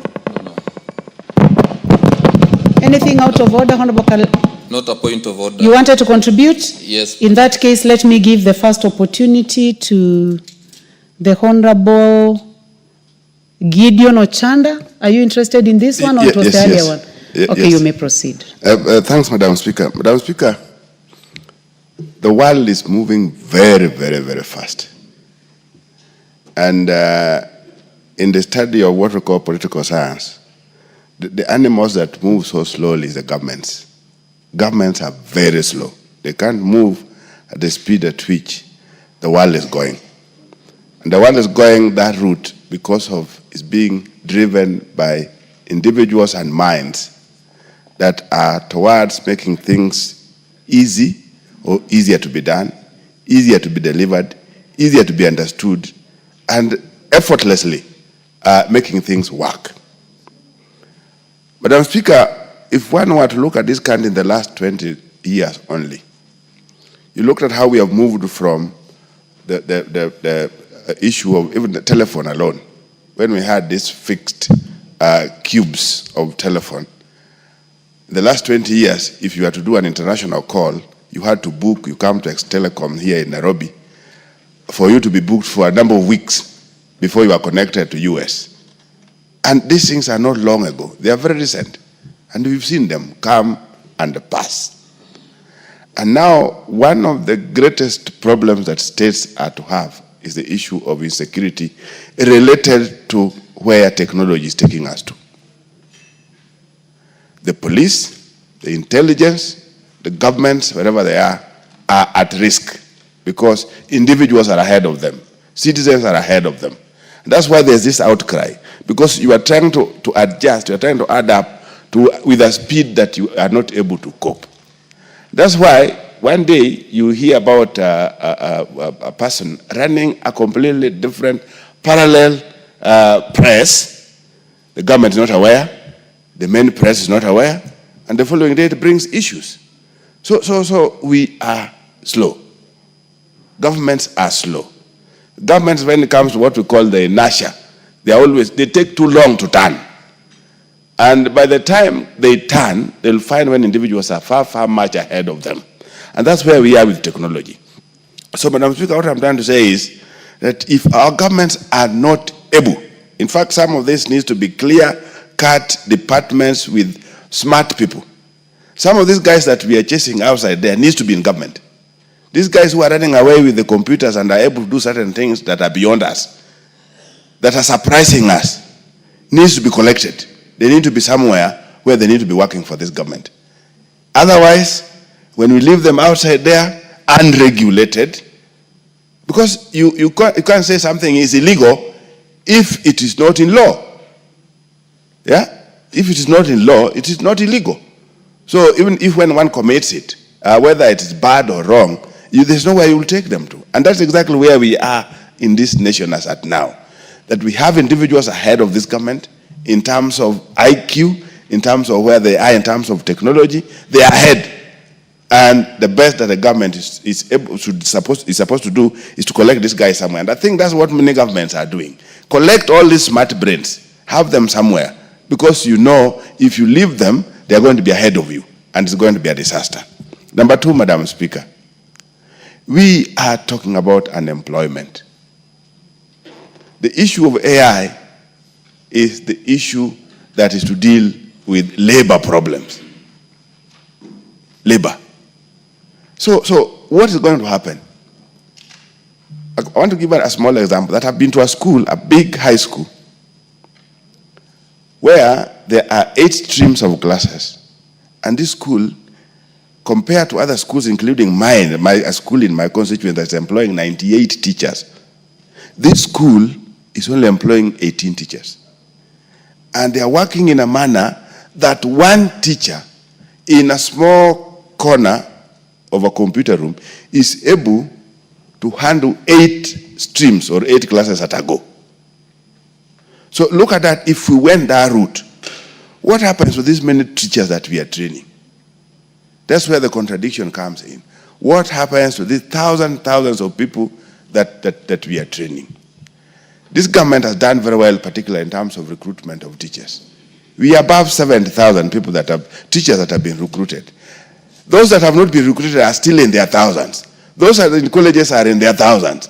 Universities alone are churning not less than 100,000 people or students each year. Funny, Madam Speaker, you know, when I finished the university, my first degree, we were only 2,019 people in the whole country. And this is not long ago. Now we are churning out over 100,000 in 1 year. Where are they going to? So, while we look at that in terms of the amount of labor that we are likely to churn out for work, compare that with where we are moving towards the issue of AI, and many are not still looking at this, we are likely to be in crazy situations. That's where there's this thing that I was talking, that Ketan talked about, the issue of awareness. What is it that we need to put forward as governments, as people? Are we able to prepare our people that, no, let them look out? They are likely going to be out of jobs. There will be no jobs for them. Why? Because of AI. AI, why? Because we can't avoid it, is where the world is going to. So we'll be remaining with the bulk of our guys, the bulk of our labor, stranded here. And when they're stranded, that's again another problem. So the balancing. You know, our people resisted tea picking machines.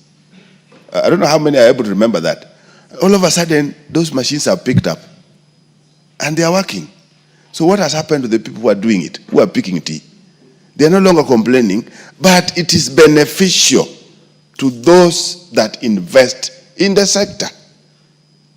You must reduce the cost. The cost of labor is one of those costs in production that is so high, particularly in most of the countries, and even including ours. The people who also go to work don't go with the attitude that they are working for purposes of making sure that everybody benefits. They go to work in the name of getting money. They don't care what they are doing. It's just a matter of the end month is there, they earn, and they go. So by the end of the day, if a potential employer or any other employer anywhere else realizes that they have alternatives to that labor, they'll definitely pick it. So as a country, as a people, we must be very, very careful moving forward. AI is a must. And if we don't do it, if we don't regulate it, it's going to run ahead of us. It's going to run ahead of the government. People are going to do it. And already they experiment. Some countries are delivering, I think, blood and all that with the robots in the country. So what happens if Lamu has robots, Busia has robots, and all of them are in the air? running helter-skelter everywhere else without any regulation, without any kind of commands. So I want to believe, Madam Speaker, this is apt. The motion is apt, and the government must look at it. Even when they look at it in terms of how motions are implementable or not, it gives the government a warning that there's something that must be done. Thank you, Madam Speaker.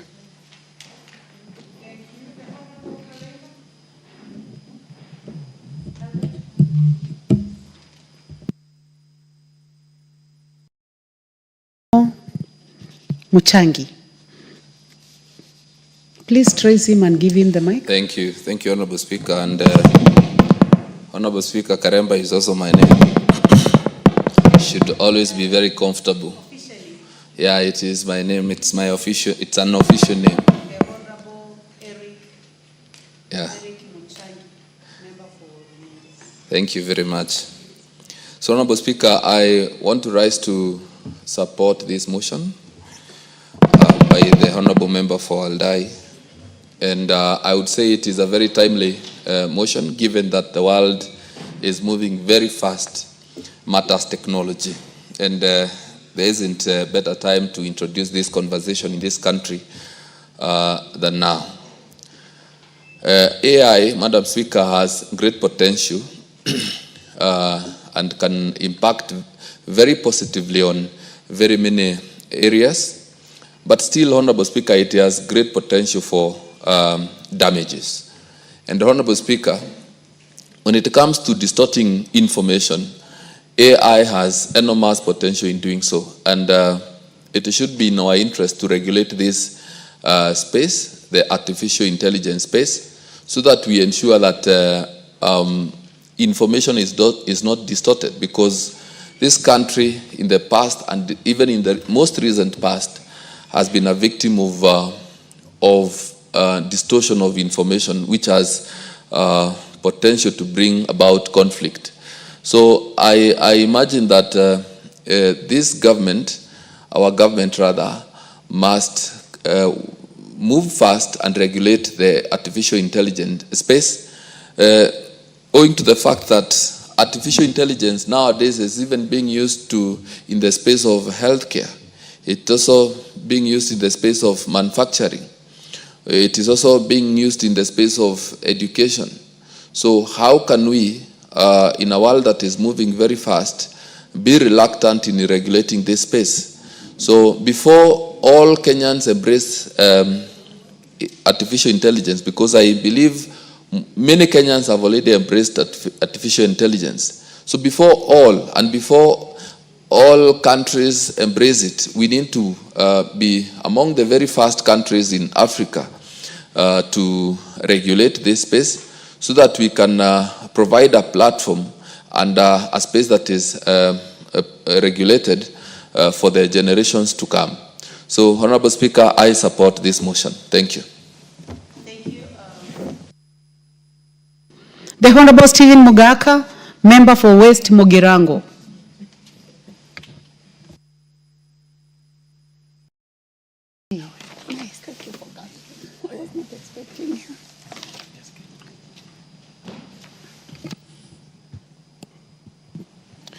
Thank you. Thank you so much, Madam Speaker, for the opportunity for me to contribute to this overdue motion. And I want to thank the Honorable Marian Kitani for this focus, forethought, and for waking up the country to the reality of life now and going forward. Madam Speaker, we all know that technology is the driver of everything at the moment. And AI is the latest entrant into the toolkit in ICT that has made work extremely easy, that has increased efficiency, that has made it possible to improve productivity, but that has also come with equal dangers because technology, like anything good, is a double-edged sword. And as much as it is very helpful and is actually now the driver of serious economies of this country, of this globe, it is also having equal damage. Because when you employ AI in warfare, like is happening elsewhere in the world today, you can see the havoc that is being created by military people who are not at the war front, but are remotely attacking their perceived enemies and causing a lot of harm. Madam Speaker, Kenya has invested heavily in technical training institutes. And we have supplied them with very basic ICT support material. I am urging this country, and this House in particular, to incorporate AI training and AI training infrastructure in all our technical training institutes so that we tool our learners with the latest toolkit in the technological world. Because I'm aware that with AI, the practice of all professions, call it medicine, call it law, call it architecture, has been completely revolutionized. I do remember, Madam Speaker, courtesy of the COVID-19, as a practicing lawyer, we didn't know where we would have gone if our judicial system had not automated, so that we were able to practice law from our houses, practice law from our home, present witnesses from where they are, rather than having to transport them to courts and expose them to COVID-19. And I'm happy that we did those basic steps out of total necessity. Now we are where it is either you embrace AI or you are aged out of whatever market or business that you are in. It is my humble prayer that in the budgets going forward, we must start with a policy framework of how to embrace AI and maximize its utility, so that we release a lot of man hours of people traveling on the roads to workplaces, of sitting in the offices waiting for a colleague to bring a key to open so that you access your working material, so that we can release as much labor or man hours as possible to alternative economic employment.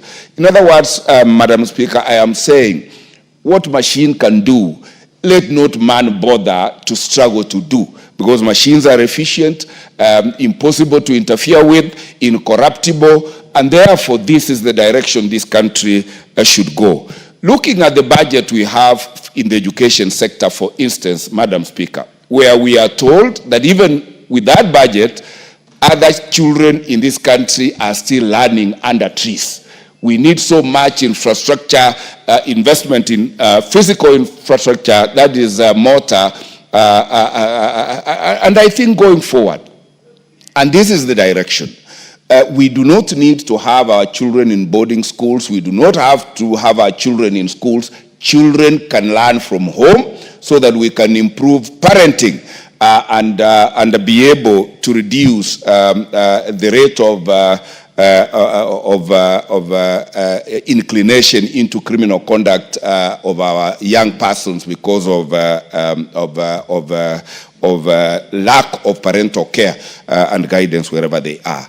And I want to plead that our ICT ministry wakes up and draws a policy framework that this House should debate, discuss, approve, and then inculcate, create a very deliberate learning program for all sectors, both private and public sector, so that as a country we embrace technology, we embrace AI, we exploit the advantages of that AI, and be able to be an industrial giant in a very short while. And as we do that, we urge the engineers in this sector to be very candid with the country on the dangers associated with the use of that technology, so that we build up firewalls, we build up regulatory mechanisms to ensure that what is so good, when used badly, does not become extremely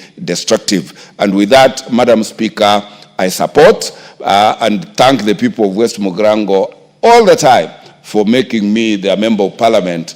And I think, Madam Speaker, I invite you there to confirm that I attend parliament every other day and make contributions whenever asked to do so. Thank you, Madam Speaker. Thank you. Actually, when you are speaking, I noticed that you seem to be very happy today. So, and you are also bringing the same happiness to the House, and thank you for your invitation. The Honorable Geoffrey Mulanya, member for Nambale.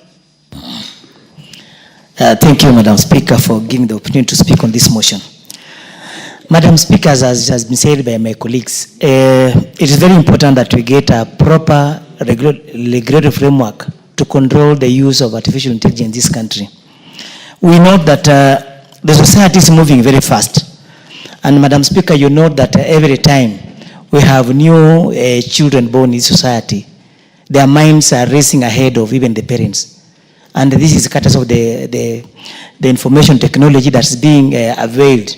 You buy a new phone, there are new technology that is being advanced daily. But now the government is not moving at the same pace in this particular space. You note that, Madam Speaker, currently as you speak, the AI is the one being used by most doctors right now in prescribing medicine, which is dangerous. AI is being used in education for teachers who are preparing learning lessons to teach in schools. AI is being even used in the legal fraternity. The other day, I had a complaint from a judge indicating that young advocates are now using AI to prepare submissions to forward in court, whereby they are quoting non-existing laws, non-existing judicial precedents that we rely on in legal, in our courts, so that this can easily mislead a court to arrive at a wrong decision. Because in legal, in our legal circles, we normally rely heavily on the previous decided case, so that we have a sequence. We don't want to have contradictions. But when someone is now coming in, we're using artificial intelligence to prepare submissions, quote non-existing cases, you find out that the judge that is presiding over the case is easily going to be misled. We also have the AI being used by architects drawing houses, which is now becoming very dangerous. Madam Speaker, you note, as it has been said, the lack of regulatory framework is one that has led into all these things happening in our society. It's therefore very important that we formulate regulatory framework and ethical guidelines for implementation of the artificial intelligence in the country to control the potential misuse. We have had cases of fake news appearing in our social media, because you have young intelligence people coming up with the newspaper headlines with screaming news that are fake. But all this information is distorting society, that is a potential risk to a conflict. So, Madam Speaker, I support the motion and say that it is extremely timely. Support Honorable MATIANG'I Keitany and thank her for bringing up this particular motion. Thank you, Madam Speaker. Thank you very much, Member for Nambale. The Honorable Dr. John Mutunga, Member for Tigania West and Chair Agriculture. Thank you very much, Honorable Speaker, for the opportunity to also add my voice to the Honorable MATIANG'I Keitany's motion on the need for regulatory framework in the use of artificial intelligence. Honorable Speaker, in the stage at which we are technologically, Kenya will have no choice other than embrace artificial intelligence. As we speak, Honorable Speaker, we've already embraced anyway in certain sectors, and the process is ongoing. So what is important, and what the Honourable Member is speaking so loudly about, is having a regulatory framework that will basically guide on how to use artificial intelligence in the advent of losses of job, potential losses of job, and the need for further and more intensive and more complicated industrialization, as well as the growth of stage that we are in. Honourable Speaker, we witness in movies and sometimes in the newscasts, most of the time, we see how artificial intelligence has played a role in especially collecting intelligence from various places, and also for even mapping, geomapping of an area, where we use drones, even determining where to spray in agricultural, pest and disease control. Artificial intelligence has become very, very, very important. In modern warfare, drones have been used quite a lot. And I believe one of the advancements that we need today is that artificial intelligence which can enable us to identify the powers of the enemy, the placement and the distribution of the enemy, their world warfare, and the investments in various areas. We have also seen that in the service sector, artificial intelligence has become very, very important. And therefore, it is key that we embrace artificial intelligence as a country. Honourable Speaker, last 2 months, I think it was in April, I happened to participate in a convention on coffee marketing in Houston, in America. And we were amazed by the level at which certain countries have reached in terms of service of the coffee itself, where a robot takes an order from a human being, prepares the coffee, serves the coffee in specific amounts, and basically ensures that payment is done and makes sure that the combinations are correct. So there is need for us to focus on how do we then embrace artificial intelligence, even as the knowledge permeates across the board. So it's a must that the country must embrace, but embraces in a systematic manner and in a manner that we are able to contain the user. Our Speaker, regulation is important. We need to discern which areas should we actually allow or control, what measures of control should we take when it comes to use of artificial intelligence. It is important for us to also focus on the areas that probably are dangerous to human beings so that we may promote artificial intelligence, especially when it comes to manufacturing. We know for sure that most of the manufacturing sector has embraced artificial intelligence, especially in other countries. And in this country also, we have investments in this particular area. So as we look at how do we invest in this area, what levels of control should we exercise, and how do we manage this, we need a policy. And this policy direction will help us as a country to manage this particular process. Kenya is noted as one of the countries in Africa that has advanced in this. In terms of ICT, Honourable Speaker, we are an advanced country, we are doing a lot.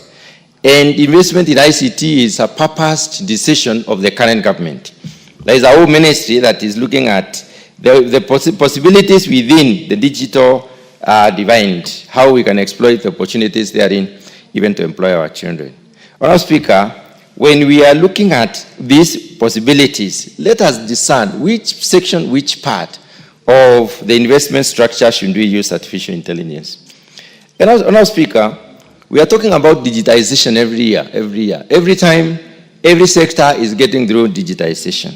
Even as we look at digitization, we may also know that it is not possible for us to control the learners. Research has to go on in various areas of ICT. We have to have our learners trying out options and possibilities. We know in the process of trying out options and possibilities, innovations in this country have been born, and they are born fruits, and they have really created a lot of employment, especially the M-Pesa, for instance, innovation. There are very many other innovations that have come by. There may be innovations that will also replace the possible job losses. So we need to allow research to continue, but in containment, to the extent that we need to be able to know which area is being focused on and what are the possible findings that we are looking at. Honourable Speaker, there is a lot of disinformation, especially in this country. And this disinformation is a lot more propagated through the media and through the social media. Social media has embraced sufficient use of ICT. And that being the case, how can we also use artificial intelligence to enhance verification of the information that goes out? Honourable Speaker, as we move on, and even as we look at the court process where the burden of proof must be, must go on through to whatever extent, we are looking at a future where there are possibilities that people will say, using drones, we are able to collect this information. But we need to control this particular use of artificial intelligence to the extent that, because we know what we put in is what generates an output.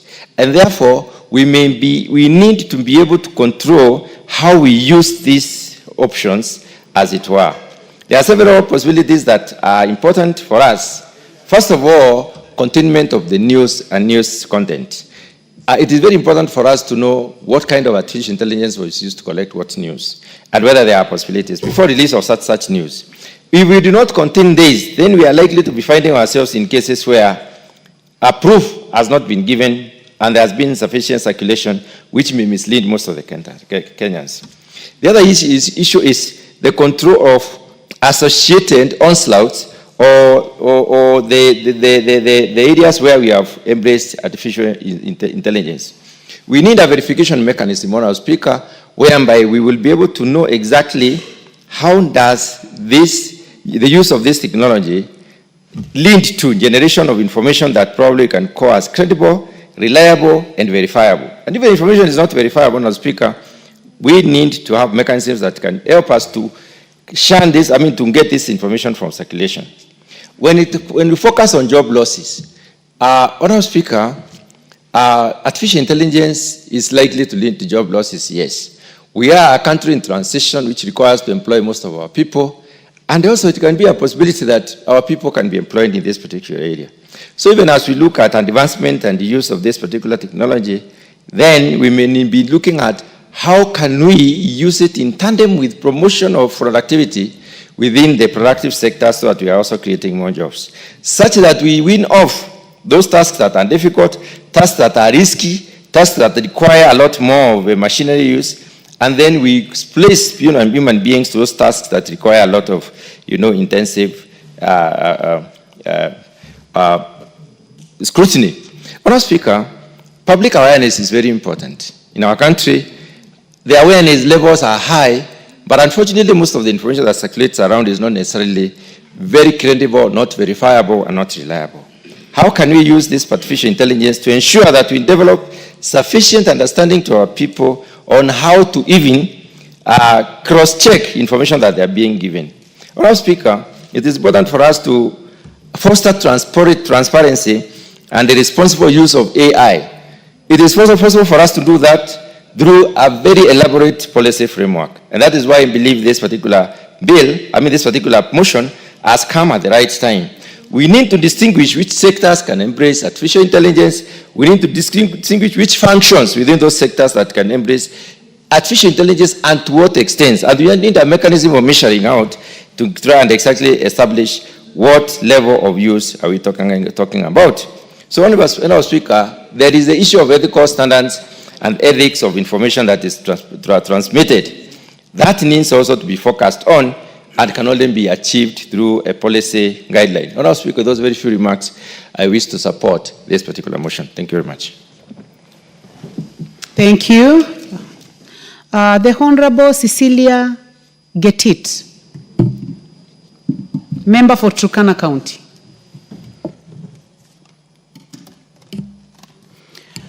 Thank you, Madam Speaker, for giving me this opportunity to contribute to this good motion by my colleague, Honorable Keitany.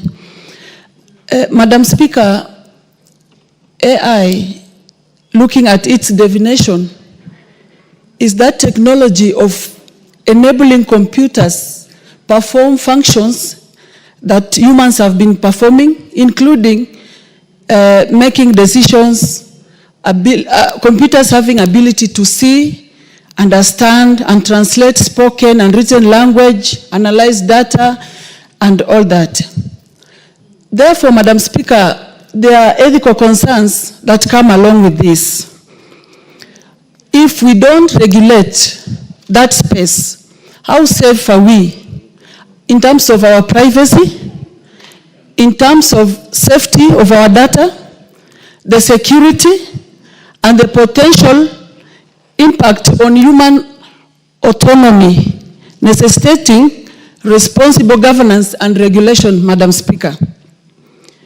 The AI has both advantages and disadvantages, Madam Speaker. And of course, in terms of regulating, we need to focus on the disadvantages so that this space is regulated to give us more benefits than disadvantages, Madam Speaker. In Kenya now, our young people are looking for jobs. If AI is embraced fully, 100%, that means our people will lose jobs. And those that want jobs will now have no future of getting jobs, Madam Speaker. So there is need to have a regulation where there is some percentage of AI being embraced, not 100% to make our people lose jobs, Madam Speaker. Then there is the security risk, Madam Speaker, the cyber attacks. The AI depends on data mostly, the research data. If we don't regulate the space, our data can be at risk. So I think as a country, before embracing this, we really need to have very serious regulations, Madam Speaker, that will address ethical concerns like biases and discrimination, security risks, and then high development and implementation costs, Madam Speaker.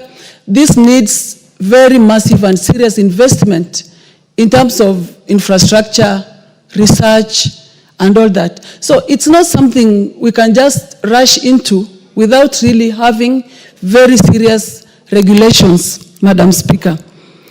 And then there is the risk of a reliance of the humans now on these computer things, Madam Speaker. I think AI will need to be regulated. If our students will be asked any question in school and then they just access the AI information and data, then it will kill the ability of our students reasoning and really expounding on things, testing their intelligence. They will now be depending on this AI thing. So the AI information needs to be regulated so that there is some amount of information that you can get in these cyber systems and not everything, Madam Speaker. Because if we just let everything run in the AI perspective, I think as a country, we will have the advantages, but the disadvantages will be enormous, Madam Speaker. So I want to thank Honorable colleague who brought this motion. There is need to regulate this before embracing it. There is need to really dig deeper into its advantages, disadvantages, and then now regulate the disadvantages so that the impact will be positive and not negative, Madam Speaker. Thank you. I submit.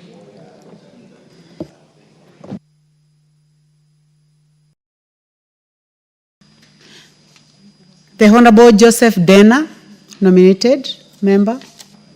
Please trace the Honorable Dena from my right. Thank you, Madam Speaker.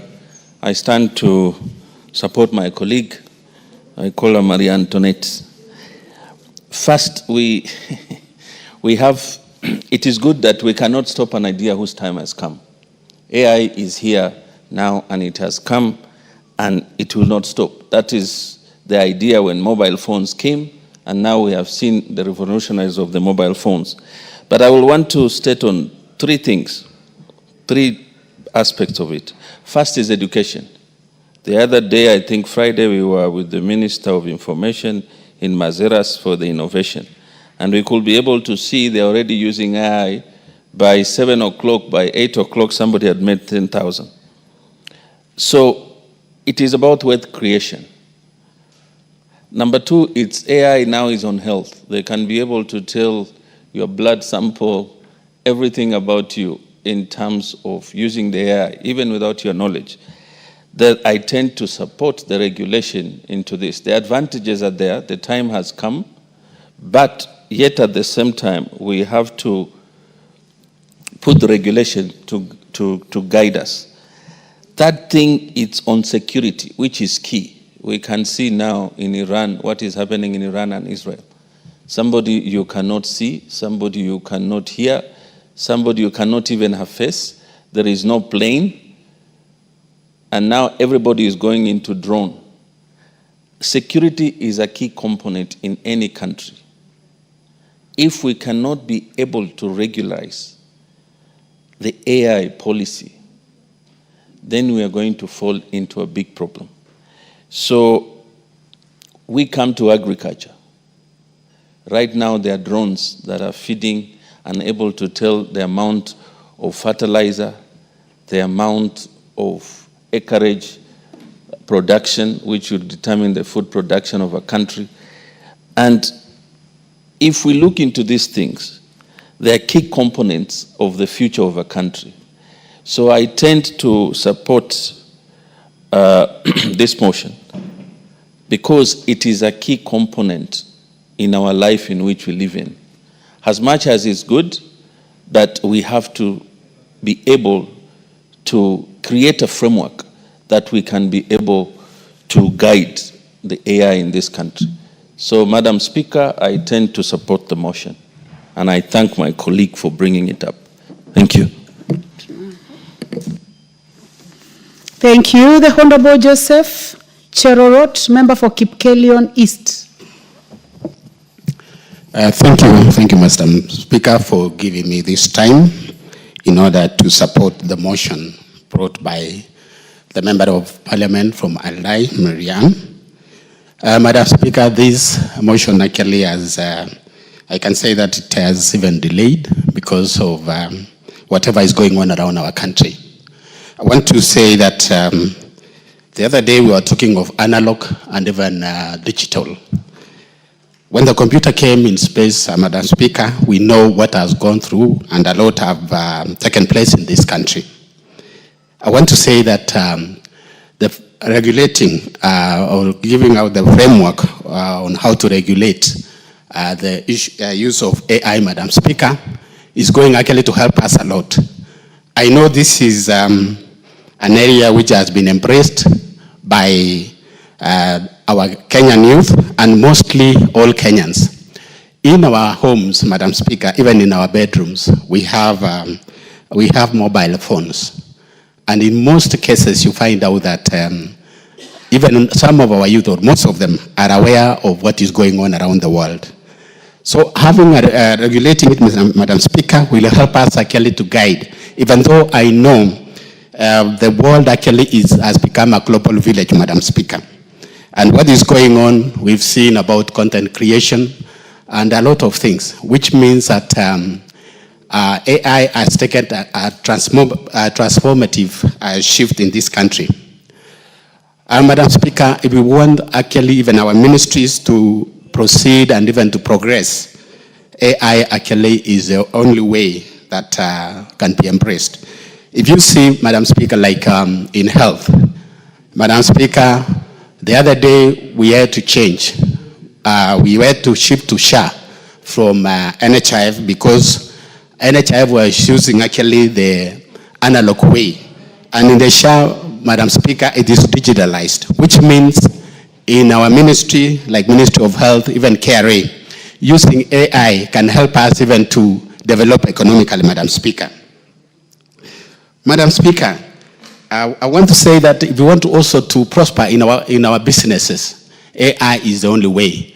Madam Speaker, you find yourself, you are seated in the house and you do some orders and within a short time, you do deliveries are dropped in your house just because of AI. So I want to mention that as a person, I'm supporting what actually the Member of Parliament, Honorable Marianne, has brought about this regulation of AI. If we want also to, like what we have mentioned, Madam Speaker, especially in terms of agriculture, there are a lot of things that you cannot use just the common sense that you have, but you have to apply also AI. And also in the cyber security, Madam Speaker, it also helps a lot. So if we can, if whatever is going on around the world, Madam Speaker, like what a colleague has mentioned, the war that is going on now in the Middle East and several other areas, the security, in terms of security, the warfare that is around, like between Israel and Iran, what is going on now is because of the AI, the drones and all that. So, Madam Speaker, I support the motion. Thank you, Madam Speaker. Thank you. The Honorable Patrick Ntwiga, member for Chuka Igamba Ng'ombe. Thank you, Madam Chair. Madam Chair, from the onset, I stand to support this Ebola business. And I would wish to say the following one. Madam Speaker, when we discuss AI, we are not discussing Kenya as secluded from the rest of the world. So if we continue saying as a country that we want to avoid AI to protect the jobs of our children, we need to know that it's not us who will use AI. AI will be used by the same children. and the rest of the world won't prevent the rest of the world from evolving in AI because Kenya is not prepared. So our lack of preparedness does not tell what the world will do. So, Madam Chair, we really need a regulation because we have a young generation. I like what one of our colleagues from the Ugandan Parliament said, that being born in Kenya, it's like being in Form 6 in Uganda. We have a generation. We have a generation that is so quick to learn. Yesterday, I looked at and I wish first to say sorry for what happened yesterday about that man who was shot. And we not even know tell you all who, because within that minute, they had created so many faces. They will say, is this one who has been shot? Is this one who has been shot? He is from here. So we had like 10 or 20 people, images that had already been created online on who had been shot, which can really bring chaos and confusion. About the policeman who did what, we had almost a face immediately, after 2 minutes, another one. So we really need a regulation because you can't control that. We can't say now that will prevent young people from using AI or artificial intelligence because it's the next frontier of development in the world. So we can't close ourselves inside the country and be afraid of what is coming because AI is here with us. And the most important thing as a country is to be prepared. And the best preparedness for this house, as a house that makes laws, is to have a law that will guide artificial intelligence and its use in the country. Thank you, Madam Speaker. I support. Thank you very much. The Honorable Kenyan, member for Thank you, Madam Speaker. Eldas. I don't know why I left my card. Yeah, it's unusual. I hardly forget. And you know that because of the length of time you have been in this house, we have to indulge you. Please proceed. It's a very, very rare thing. Thank you, Madam Speaker. Madam Speaker, this motion is timely. I want to thank the Honorable Marianne Keitany. You know, she's a distinguished member of this house. People know her as a first-timer. I don't know whether you'll... Yes, I'm saying people know her. Bent over because of your height. Yes, people know her as a first-timer, but she's an all-round, efficient, highly mobilized, former chief of staff, and I'm sure the people of Aldai will not regret in having her as a member of parliament. But that does not mean I have in any way trying to influence how the people of Aldai are likely to think of her and behave. Having said this, this motion is timely, and it's one of the things that we must think out of the box as a country. Madam Speaker, Kenya is a very responsible member of the global village. Let me call the global village. And equally, Kenya is a very resourceful, committed member of the African continent. And Madam Speaker, Kenya is a country of very diverse population. One of the things that we must pride in, recently we were voted as the best in human resource capital by the UN. Madam Speaker, that tag is so important, not only to our diaspora community, but it takes our education system to another level.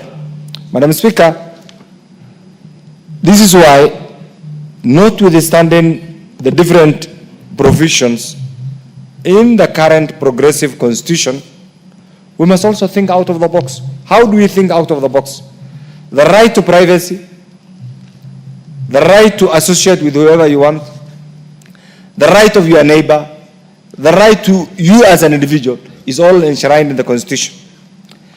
Madam Speaker, John McCarthy, who is considered as the father of AI, participated in something called the Dartmouth workshop in 1956.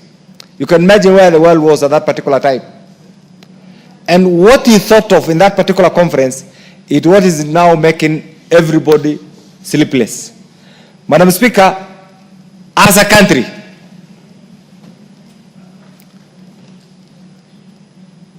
you can see there is a serious change of guard. I like the way it's organized. It's really organized. I'm sure that is one thing that other institutions should also emulate. Well structured.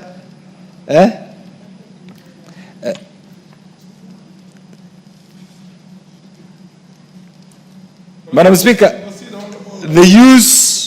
those who invented the use of computers were not competing with Almighty. Almighty God has created the human beings, the animal beings, and the angels. In my religion, the human being has been given two distinctive abilities.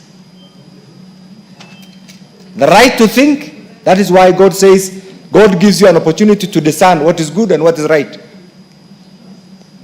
And you as an individual, you are in a position to either go astray and follow the wrong or follow the right. And one of the things that mankind has done is to be innovative enough, to be creative enough, and use computer. Madam Speaker, what this bill, and I get this, what this motion attempts to do is to, first of all, to acknowledge that we are in the era of AI. This is the first thing.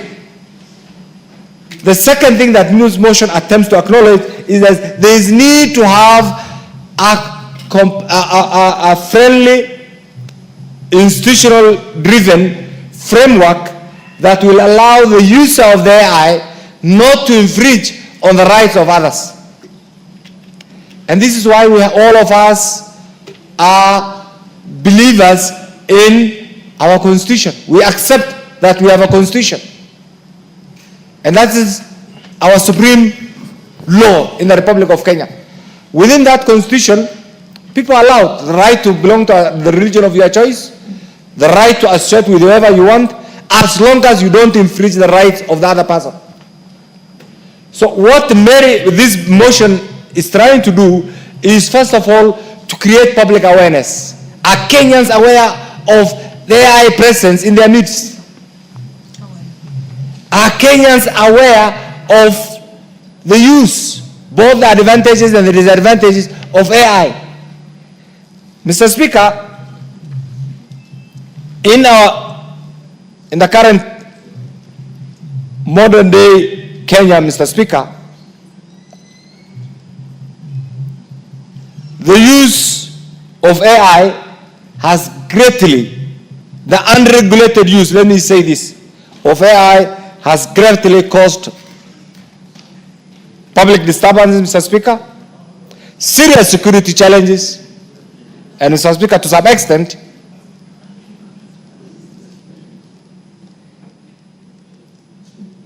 an infringement on our sovereign rights as a citizen and as a country, Mr. Speaker. Mr. Speaker, while we accept that AI must foster an efficient, effective use of computers instead of manual application by mind, we must also be prepared as a country that certain shortcuts in the use of AI, and what we have seen recently, can greatly endanger the lives and properties of the people of Kenya. And Mr. Speaker, therefore, the different types of AIs, one can be reactive, one can use a limited memory of the computer, another one can also apply the theory of mind and play with the mindset of different people. And Mr. Speaker, you can also use something called the self-awareness. That's why you see different images. Some will not even understand. People of my age will not understand. But the youngsters understand, and they have their own way of doing things. Mr. Speaker, it's because of this that we must be prepared as a country, as a citizen, Mr. Speaker, to use AI efficiently, reduce operational costs, use it to interpret data, but we must also be prepared that this use, first of all, is going to cause serious loss of jobs. It's also going to contribute to the violation of individual rights, privacy. And you have seen it all being applied. Look at the headlines. Just open your social media accounts and you see the kind of thing that goes on. To the extent that some of the media, the youngsters, also use their social media accounts actually to manipulate certain realities to suit certain circumstances which may not be in their national interest, which may not be even in their long-term interest, Mr. Speaker. There is also an abuse of algorithm in the application of this. You can see certain shortcuts are taken, Mr. Speaker. It's also very difficult because you can see countries that have plunged in civil war, Mr. Speaker, or some of the events, global events that are happening right now. If you follow the social media accounts, like the world is coming to an end. We are almost on the verge of a third world war. That Kenya is beginning to end. And there is going to be a civil war, and we don't have the institutions. So what this motion, and I hope my good friend Mary will take this to the next level and have, I know you will be criticized, but those will be positive criticisms. You will be remembered later on. That's why I said we must think out of the box. Please translate this, take this to the next level, have it as a bill that allow the public to participate, and ultimately we'll come up with a bill that meets the test of time, a bill that meets the sovereign interest of the people of Kenya, a bill that will protect the rights of any individual, and a bill that will ultimately contribute to the development of this great republic. Mr. Speaker, I stand to support this, very progressive. Please don't get tired, go on, bring the bill as soon as possible. I support.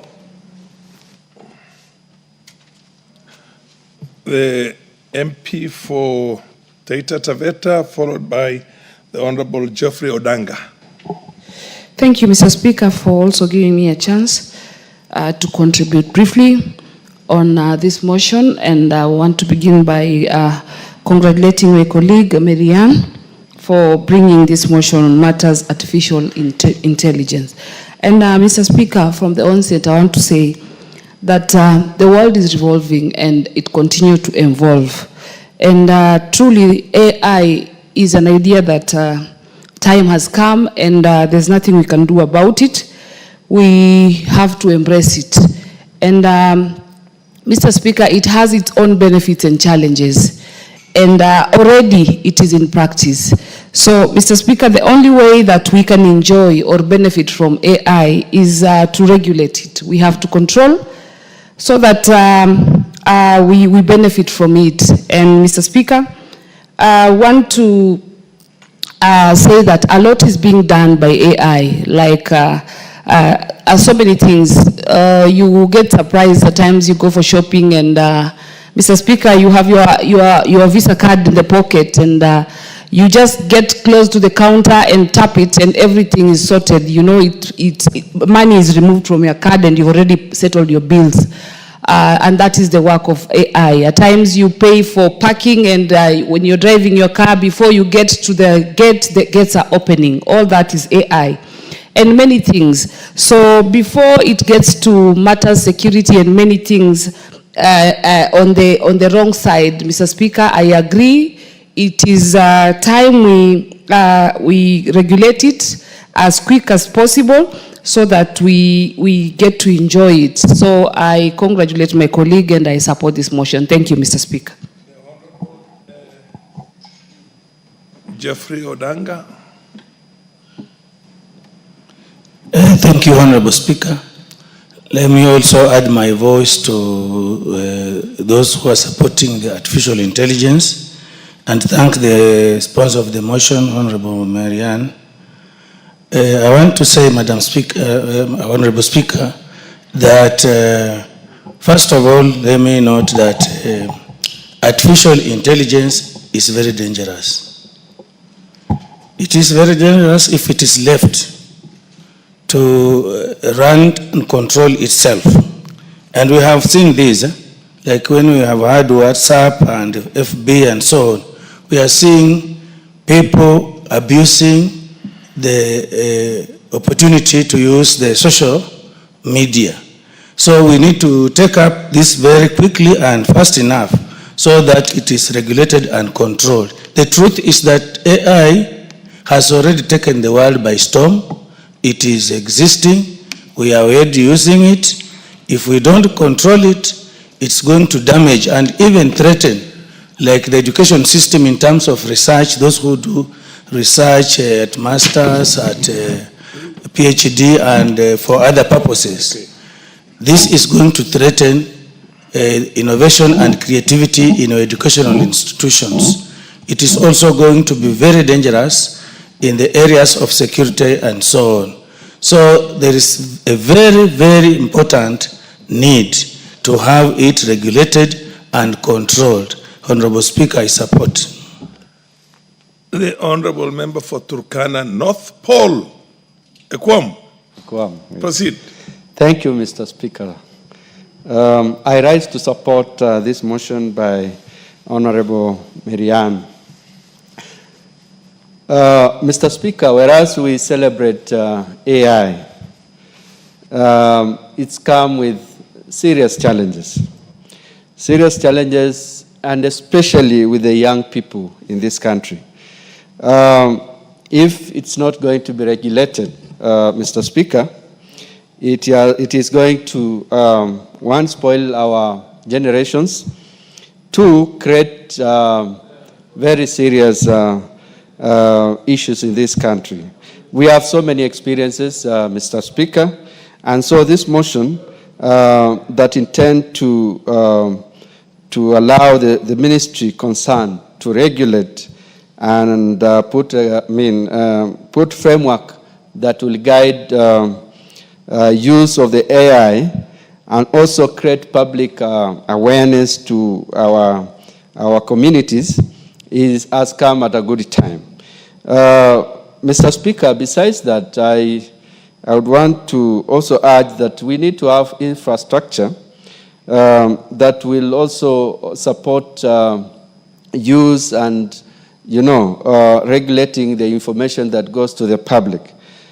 We also need to benchmark with many other countries, especially in the West, that have had this AI for a long time. So that, as we celebrate the benefits of AI, we also have it used well. Thank you, Mr. Speaker. I support. Is the MP for Samburu East in the House? Under the circumstances, given the fact that I don't see any other member who intends. Honorable Sene, the MP for Wajir North. Thank you, sir. Proceed. The mic is there. Give him the mic, for God's sake.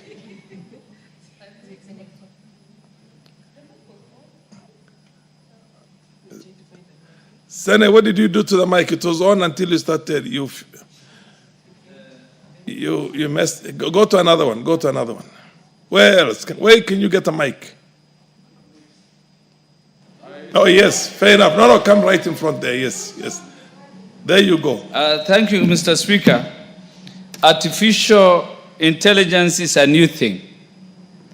And I'm sure in as much as it is good, we are in a time when everything has to go digital.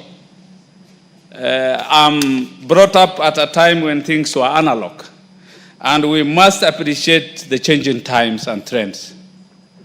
I know its importance is so immense in terms of decision making, automating tasks, trying to analyze vast data that we cannot do it mechanically, improving efficiency, bringing the best out of customer experience. We can't enumerate the importance of artificial intelligence. However, Mr. Speaker, we are going to a time when we are nearly phasing out the human species. We are becoming robots. We will lose our uniqueness, our originality, that which makes us different from all other creatures. We have been endowed with natural intellect. If everything becomes at our fingertips, we will lose that innate endowment, the intelligence. I think in as much as it is a must that we must accommodate artificial intelligence, it must be done with caution.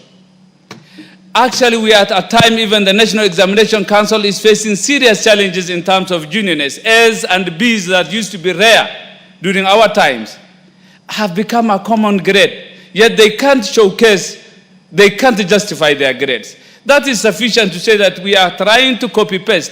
You ask the artificial intelligence, any gadget, how is this? You pose questions, and it gives you all the raft of answers, and we copy-paste. That is the kind of generation we are looking forward to. If it is good, I think it's good for the military, at most. Like what's happening between between Israel and Iran. But for a normal life, in as much as I am reluctantly accepting this. Yes, it is good, but we will diminish as human beings. We will be, it's like another GMO of a human being, not a natural thing. So I reluctantly accept, let us accommodate it, but with a lot of caution. I support. Thank you. There being no more member willing to weigh on this, I'll call upon the mover to reply. Madam Mary Ann Keitany. Thank you, Honorable Speaker. Honorable Speaker, first I want to thank all my colleagues who have contributed to this particular motion on a regulatory framework to regulate the artificial intelligence sector of our industry. Honorable Speaker, I think as I mentioned when I was moving the motion, Kenya in 2022 was ranked the 5th in Africa and 90th globally in readiness to adopt artificial intelligence. That is in 2022. In 2025, I believe we have moved far notch higher in both in Africa and in the world. And without regulation and without a framework within which we can now work on to ensure that any artificial intelligence use and readiness is adopted in a regulated framework, then it becomes dangerous for us, especially in the age and era where we are dealing with fake news, in the age and era where we are dealing with economic inequalities and displacements and misinformation that has become a norm of the day. In, again, the same 2022, the Oxford Insights survey pegged Kenya's readiness for AI at 40.3%. I think if today the index is done, we could actually far be above 60% in terms of readiness.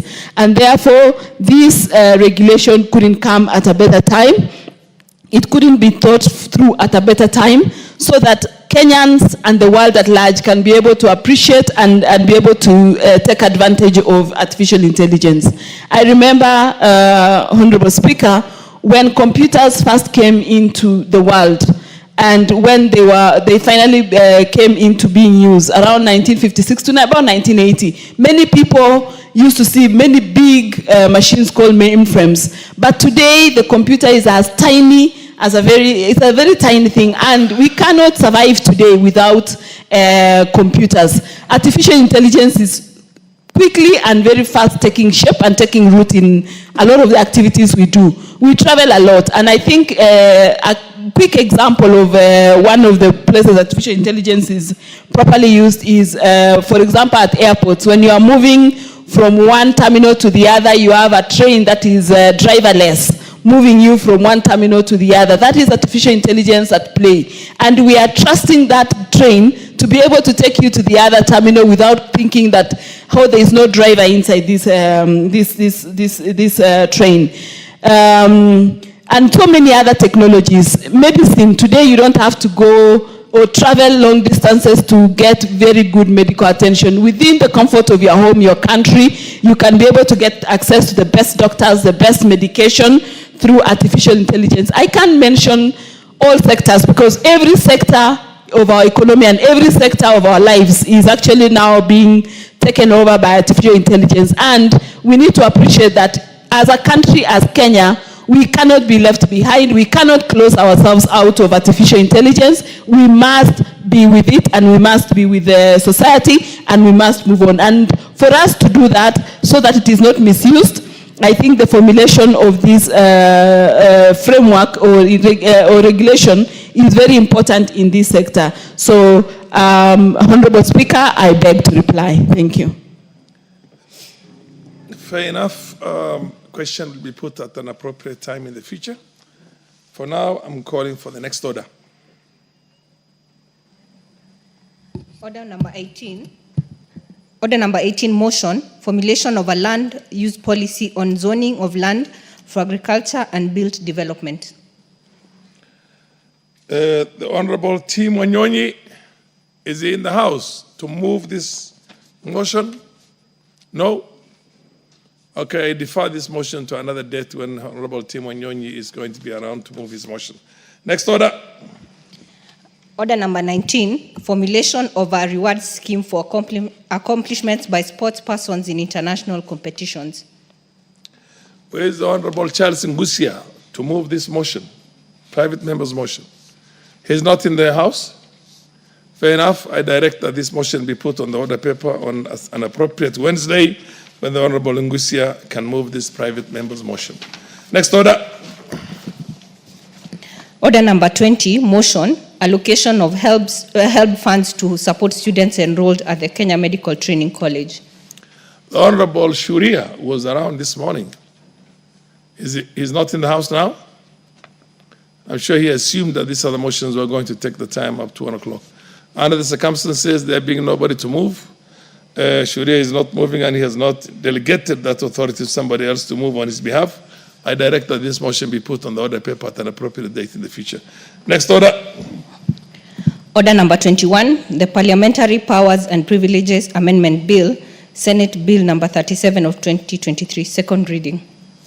The co-sponsor, Honorable Wamboka. The Honorable Wamboka. Fair enough. Honorable Wamboka is not in the House to move this bill. Under the circumstances, I direct that this be put on the order paper at an appropriate date in the future. Next order.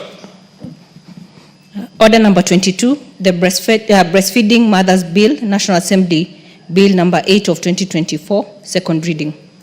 The Honorable Sabina Chege to move this second reading of this motion, of this bill. Honorable Chege Sabina, MP for Muranga, is it?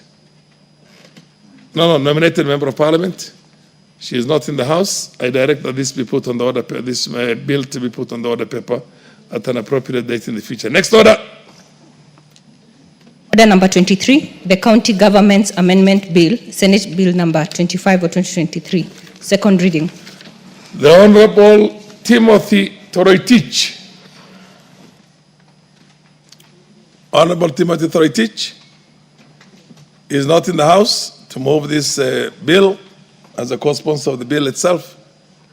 Now, I direct that this bill be put on the order paper at an appropriate date in the future when the honorable member will be in a position to move it, to move the second reading. Honorable members, under the circumstances, there being no any other matter on the order paper,